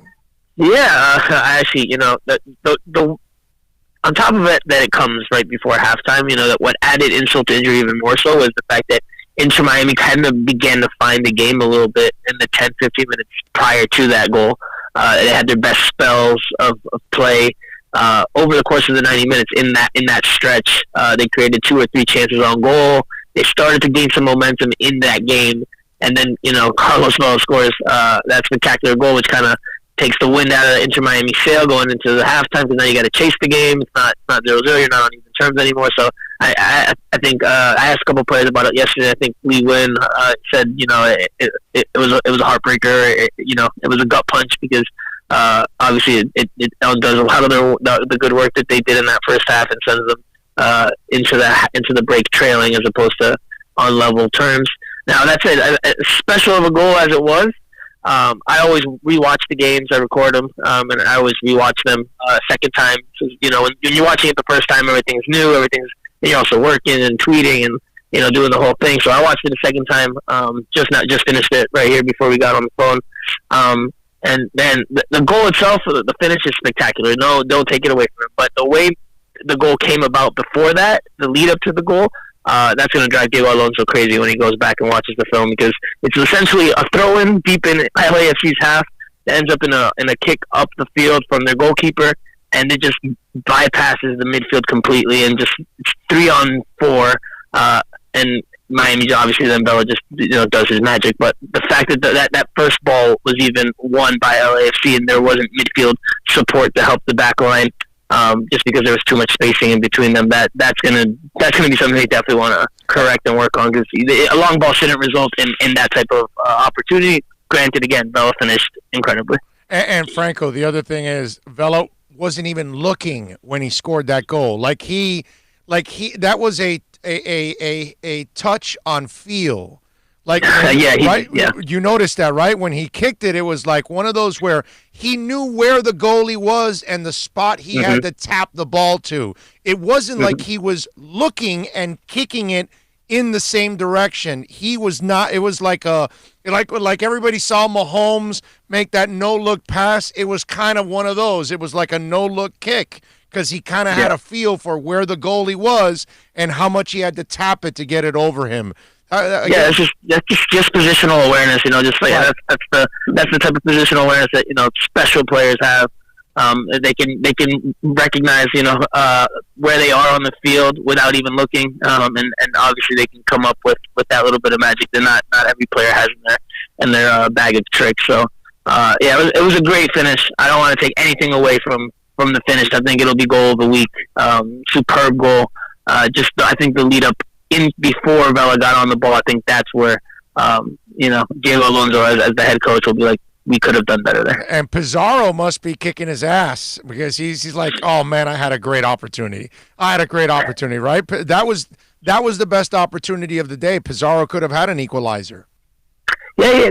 The cross early in the second half, he had a good look. He shot it with the outside part of his right foot, outstretched to reach it, and it kind of trickled wide of the net. Yeah, but I thought in the first half, Pizarro had a better look when he had the ball fall to him, and he also hit this one right-footed, but with the inside part of his foot on a one-time effort. Didn't get much power behind it, and it was saved. But even Pellegrini's shot in the first half, Matias Pellegrini's shot low and to the left of Vermeer that he went down and saved. I thought those two plays were better opportunities, better scoring opportunities for Miami. The one that Pizarro got his foot on was a good opportunity. It was one of their few, ones from in close.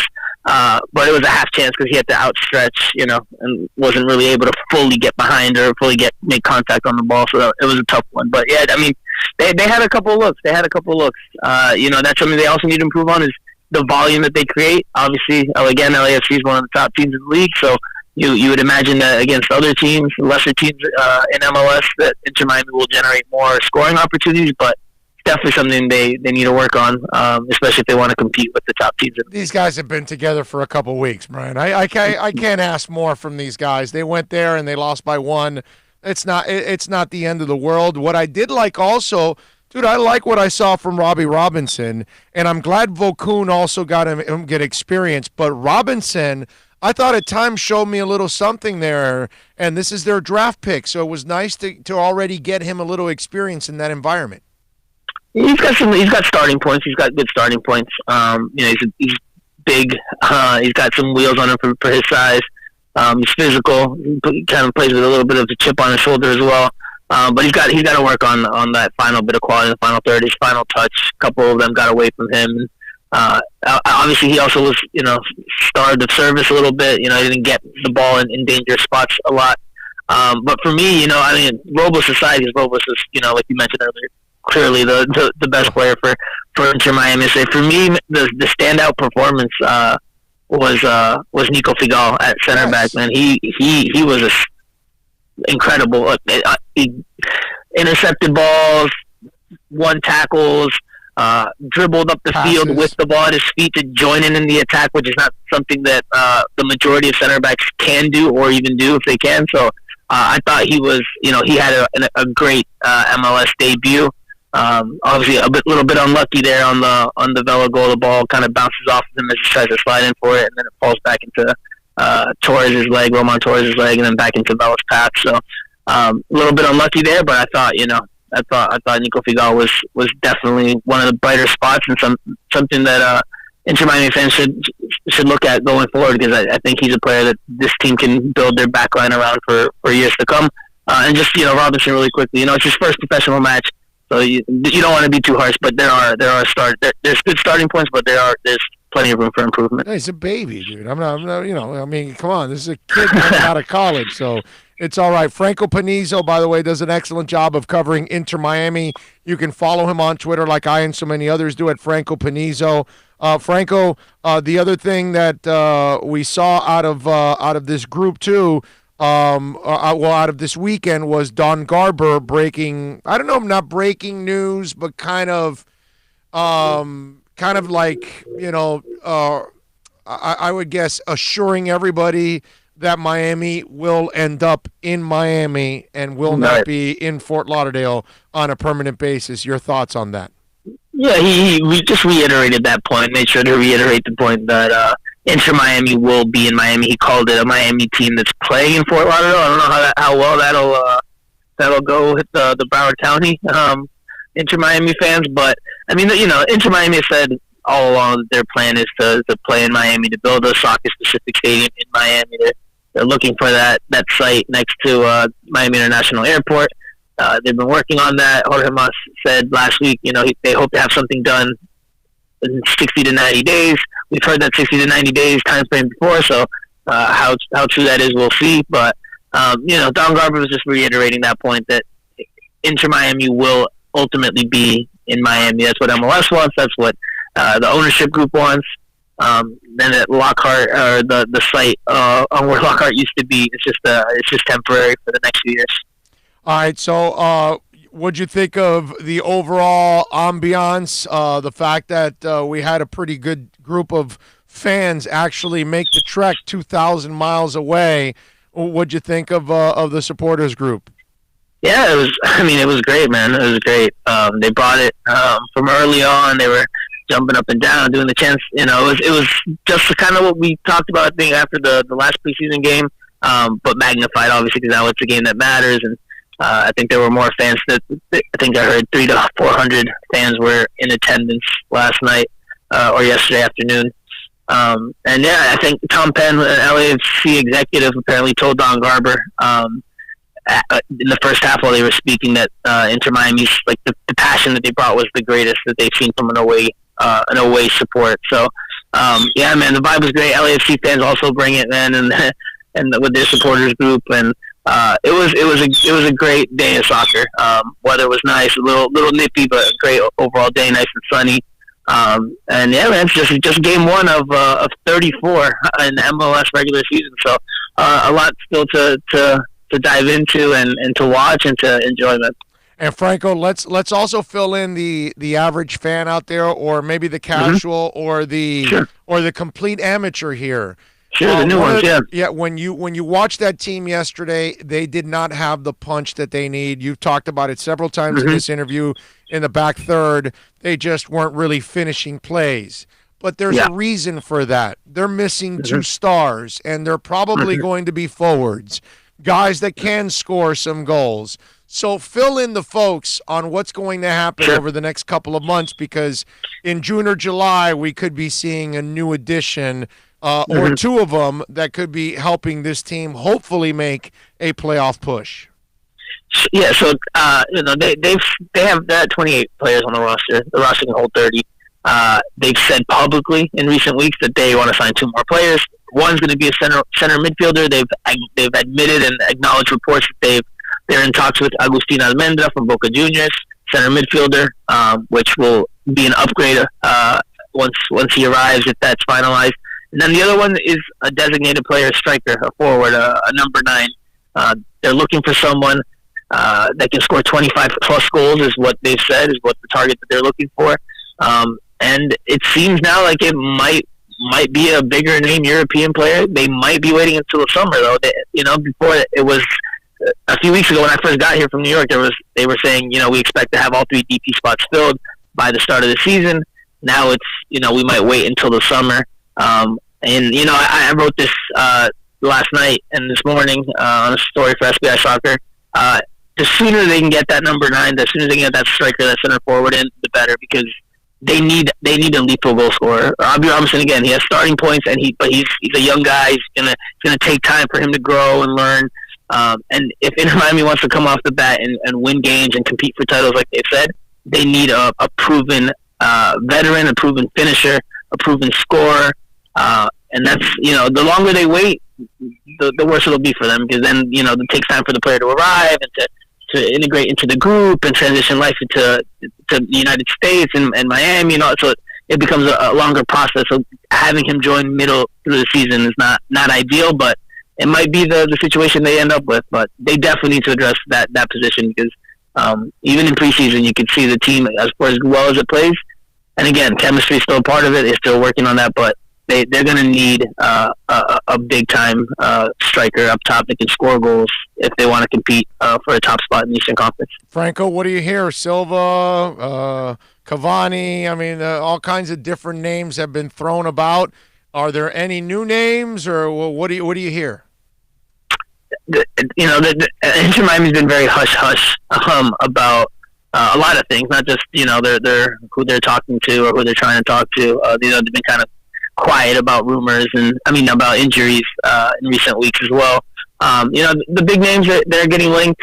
I think there's some truth to that. I think obviously if they're waiting until the summer, then that probably means that they'll go a little bit older. They'll probably go someone with international experience, Edinson Cavani, Luis Suarez, maybe someone in that mold. It's obviously in the latter stages of their career, but they can still compete and compete at a high level and can score goals in bunches. Obviously, they'll have to break open the bank to do so. I don't think any of those players are going to come here cheap, and I think Inter Miami has acknowledged that.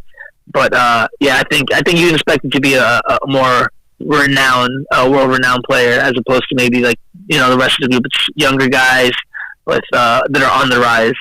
So I mean, we'll see. We'll see that. I think they've wanted to go younger just to fit their mold better. But I think with also the idea that they do need a star to sell to Miami, I think they might just wait until the summer. Follow him on Twitter at Franco Panizzo. Catch his work there at SBI Soccer. Franco, what are you working on so Inter fans can check you out, my man? And I'm going to practice every day, doing interviews. I work on some features, some analysis, player ratings, which I've enjoyed doing.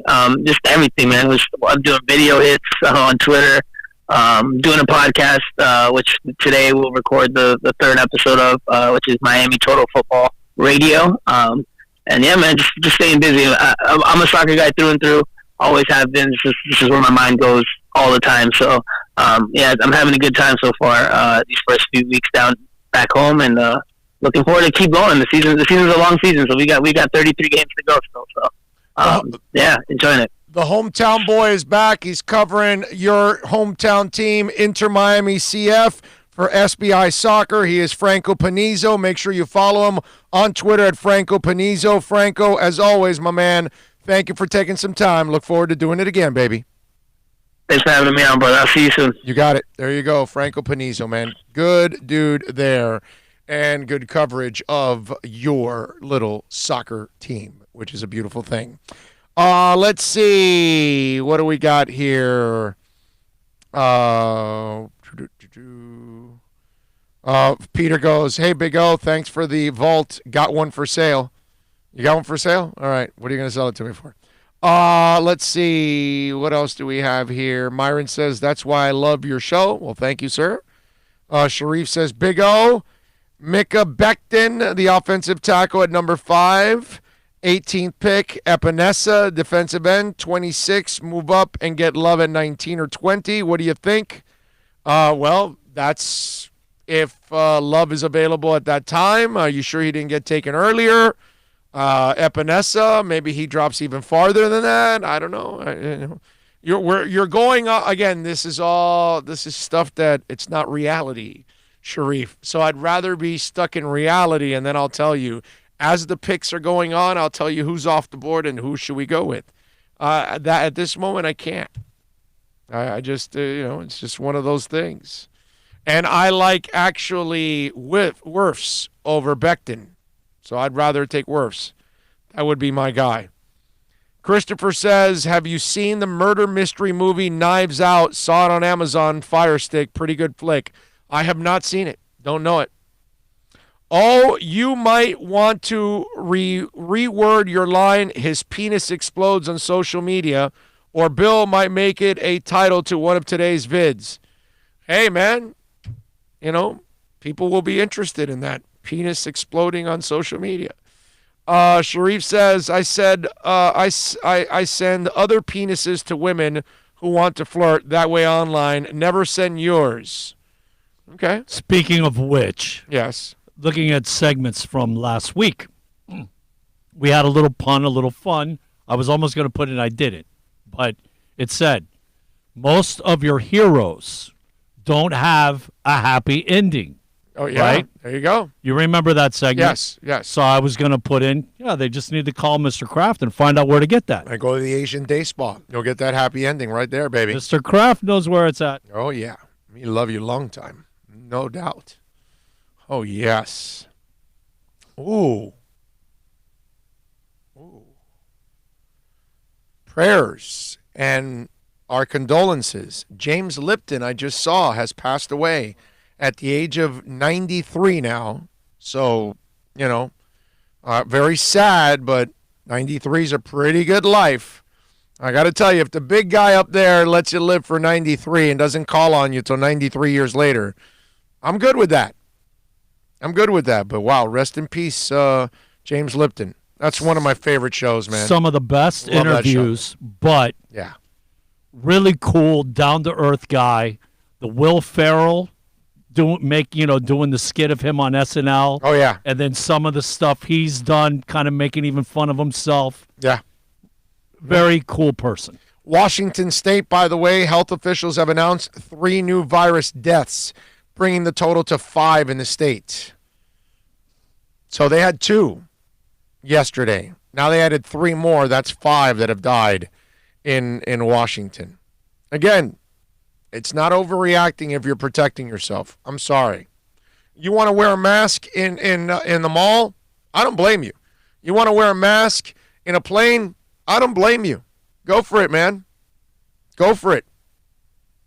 Go for it. Even if you can survive it, who the hell wants it? I know I don't want it. You want it? Because I don't. The third fight for Fury Wilder is set. Now, we don't have the exact date. It's going to happen here in the U.S., and it's going to happen in July, according to Frank Warren, who is one of the promoters. That has already been locked and determined that it'll be in the U.S. and it'll be in July. Anthony Joshua, on the 20th of June, is fighting Kubrat Pulov from Bulgaria. It's an IBF mandatory challenger that he's got to fight. And then we'll find out. They're fighting him in, Tottenham Hotspur, where the soccer team plays. They've got a 62,000-seat stadium. That's where they're going to hold that fight for Anthony Joshua and Pulov. But then you've got Wilder and Fury, and their third fight set in July, which then you hope that when Fury beats Wilder again, that Fury and, of course, we get a Joshua heavyweight championship, which would be really nice. I mean, listen, boxing, somehow or another, do you want your sport will never be relevant again. Okay? Those days are done. But if you want it to matter a little more, I mean, learn from Dana White. Now, I get it. Dana White gets to control the entire sport, so he can create these fights.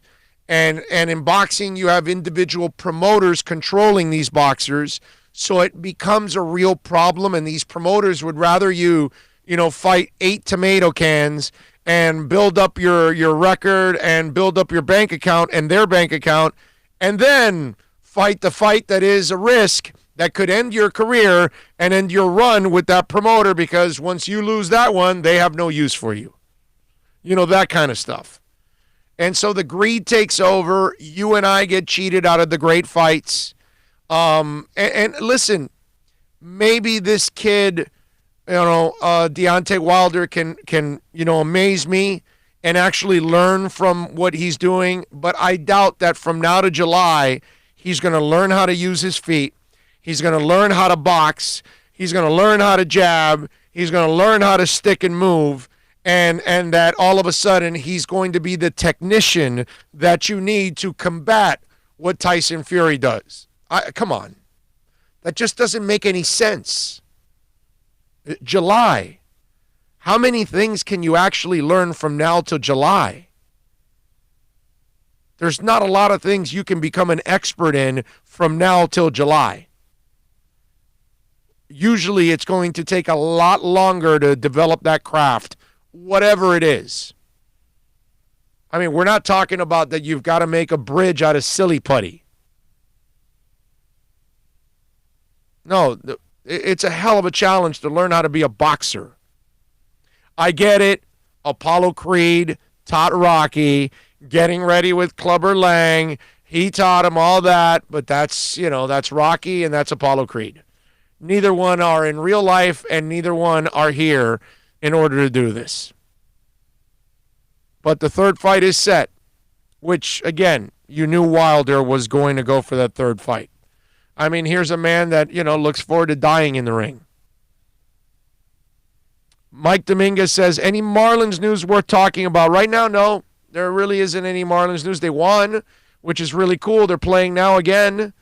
That's about it. But you know what, Mikey? I think that's good news that there's no news, because you're really not going to get big time sweet news because there's nothing really that they're adding or trading for or anything like that. And you're not playing a regular season where somebody's on a roll or anything. The good news, if you're a Marlins fan, is that there are no serious injuries with the young guys and that they're playing well. That's it. And no negative stuff. Nobody's getting arrested, none of that. That's it. Let's see. If you don't want it, broadcast from the house, LOL. Hey, man, you never know. I may end up broadcasting from the house, So, who knows? Let's see. What else do we have? Let me see if I got anything on the worthy of talking about on the accidentlawfirm.com text line, which is 786-322-1105 if you want to get in on the program. 786-322-1105. What else do we have here on the show? Oh, one more story that I saw. I don't know if you know this. Steve Ballmer is in the middle of negotiating to buy the LA Forum. Did you know about that? That's interesting. Ballmer to buy the Forum. I like that. And then I don't like that. What exactly is Steve Ballmer? How do we know this guy? Oh, wow, you really... I apologize for my producer who does not know who Steve Ballmer is. I really apologize immensely there, okay? Yeah, I know. It's like maybe one of the billionaires in this world, owns the Clippers, is a maniac. Anyway, so... he's the guy that bought it from the bad guy. Yes, but Ballmer is about to purchase the Forum. Now, here's where it's kind of... My man didn't know Steve Ballmer. Wow. Anyway, he didn't know Steve Ballmer. I don't live in Los Angeles, bro. You don't have to live in Los Angeles to know Steve Ballmer, bro. You don't have to know that. That's, you might want to look up the company he leads. He kind of leads like this big company. Anyway, Ballmer is about to purchase the LA Forum, and here is my bittersweet moment about this. As a music fan, I've been to the Forum now a few times for a concert. It is one of my favorite places on the planet to go to a concert. Like, if I know it's a great band that's over there, I will fly to go see a concert there. Okay? Not just because I get a little Roscoe's, maybe a little Randy's Donuts. No. That helps because it's only a couple blocks away from the Forum. It's a beautiful thing, but no. I love it because that place is an experience when you go. Not just the history of the Great Western Forum and all that good stuff, but the way they redid that place. It is acoustically magical. Now, I believe that he is going to use that property to build a new Clippers arena. And so if you're going to do that, that means you're going to tear down the Great Western Forum. And I get it, all great things come to an end, but wow, that would suck. That would suck. You know who owns the Great Western Forum, by the way? James Dolan. MSG owns it. So MSG is going to sell it now to Steve Ballmer, which... They know what Ballmer wants to do with it, so they can drive up the price a little bit more because Ballmer already owns a property there, right next to the Forum as it is. That's, wow. I saw that, and it was like, okay, I get it, but man, that sucks that we're going to lose the Forum. I got to go there for another concert or two. Right across the way is the racetrack where the brand new football stadium for the Chargers and the Rams is being built. Exactly. And so Ballmer bought property there, and he wants to buy that property now for the LA Forum, which would suck. Well, you go to a Clippers game, go to Randy's Donuts right down the street. Well, that's what I was saying, that you get Randy's Donuts and Roscoe's, bro. That's what we were doing. So Miguel Garcia says, why not, Big O? Your name is what we follow. Huh? What was that? I don't know. What was that response for, Miguel? I'm not sure. What did I say that you're responding? Why not, Big O? Your name is what we follow. I don't know what that means. Okay. I don't know. You gotta explain to me, Miguel. You lost me there, dude. Don't forget, folks, to give us a thumbs up while you're watching. Anytime you're watching, if you're watching the rebroadcast. And share the link on the YouTube with friends, family members, anybody, acquaintances, people that may want some real sports talk without politics and BS, that kind of stuff. We got to thank Frank Panizzo, of course, for joining us on the program. Bill and John, as always, great work by them here on the show. Remember, this week, here's what we got planned. On Wednesday, we're going to be out at VSS West Pines, 12397 Pembroke Road. Come on out and join us there at VSS West Pines. We'll be out there from 11 to 3 broadcasting live. On Thursday, we'll be at Toyota of Hollywood, where, let me tell you, the number one Toyota dealership in the Southeast United States, folks. They've got over 1,500 cars and trucks right now. 0% financing for 72 months. They'll even make your payments till 2021. I mean, there's so many different options. Go see Steve Ostrov and all the great people out there. Herbie, Eddie, you name it. Just awesome people. Tell them that Big O sent you. I promise you that they're going to take care of you at the finest Toyota dealership in the business. That is Toyota of Hollywood. We'll see you there on Thursday. We wrap it up. Thanks to all of you out there for tuning in. We love you as always. We'll see you tomorrow. You be good out there. Surprising me with this ending there, bro. Y'all have a good one. We'll see you tomorrow.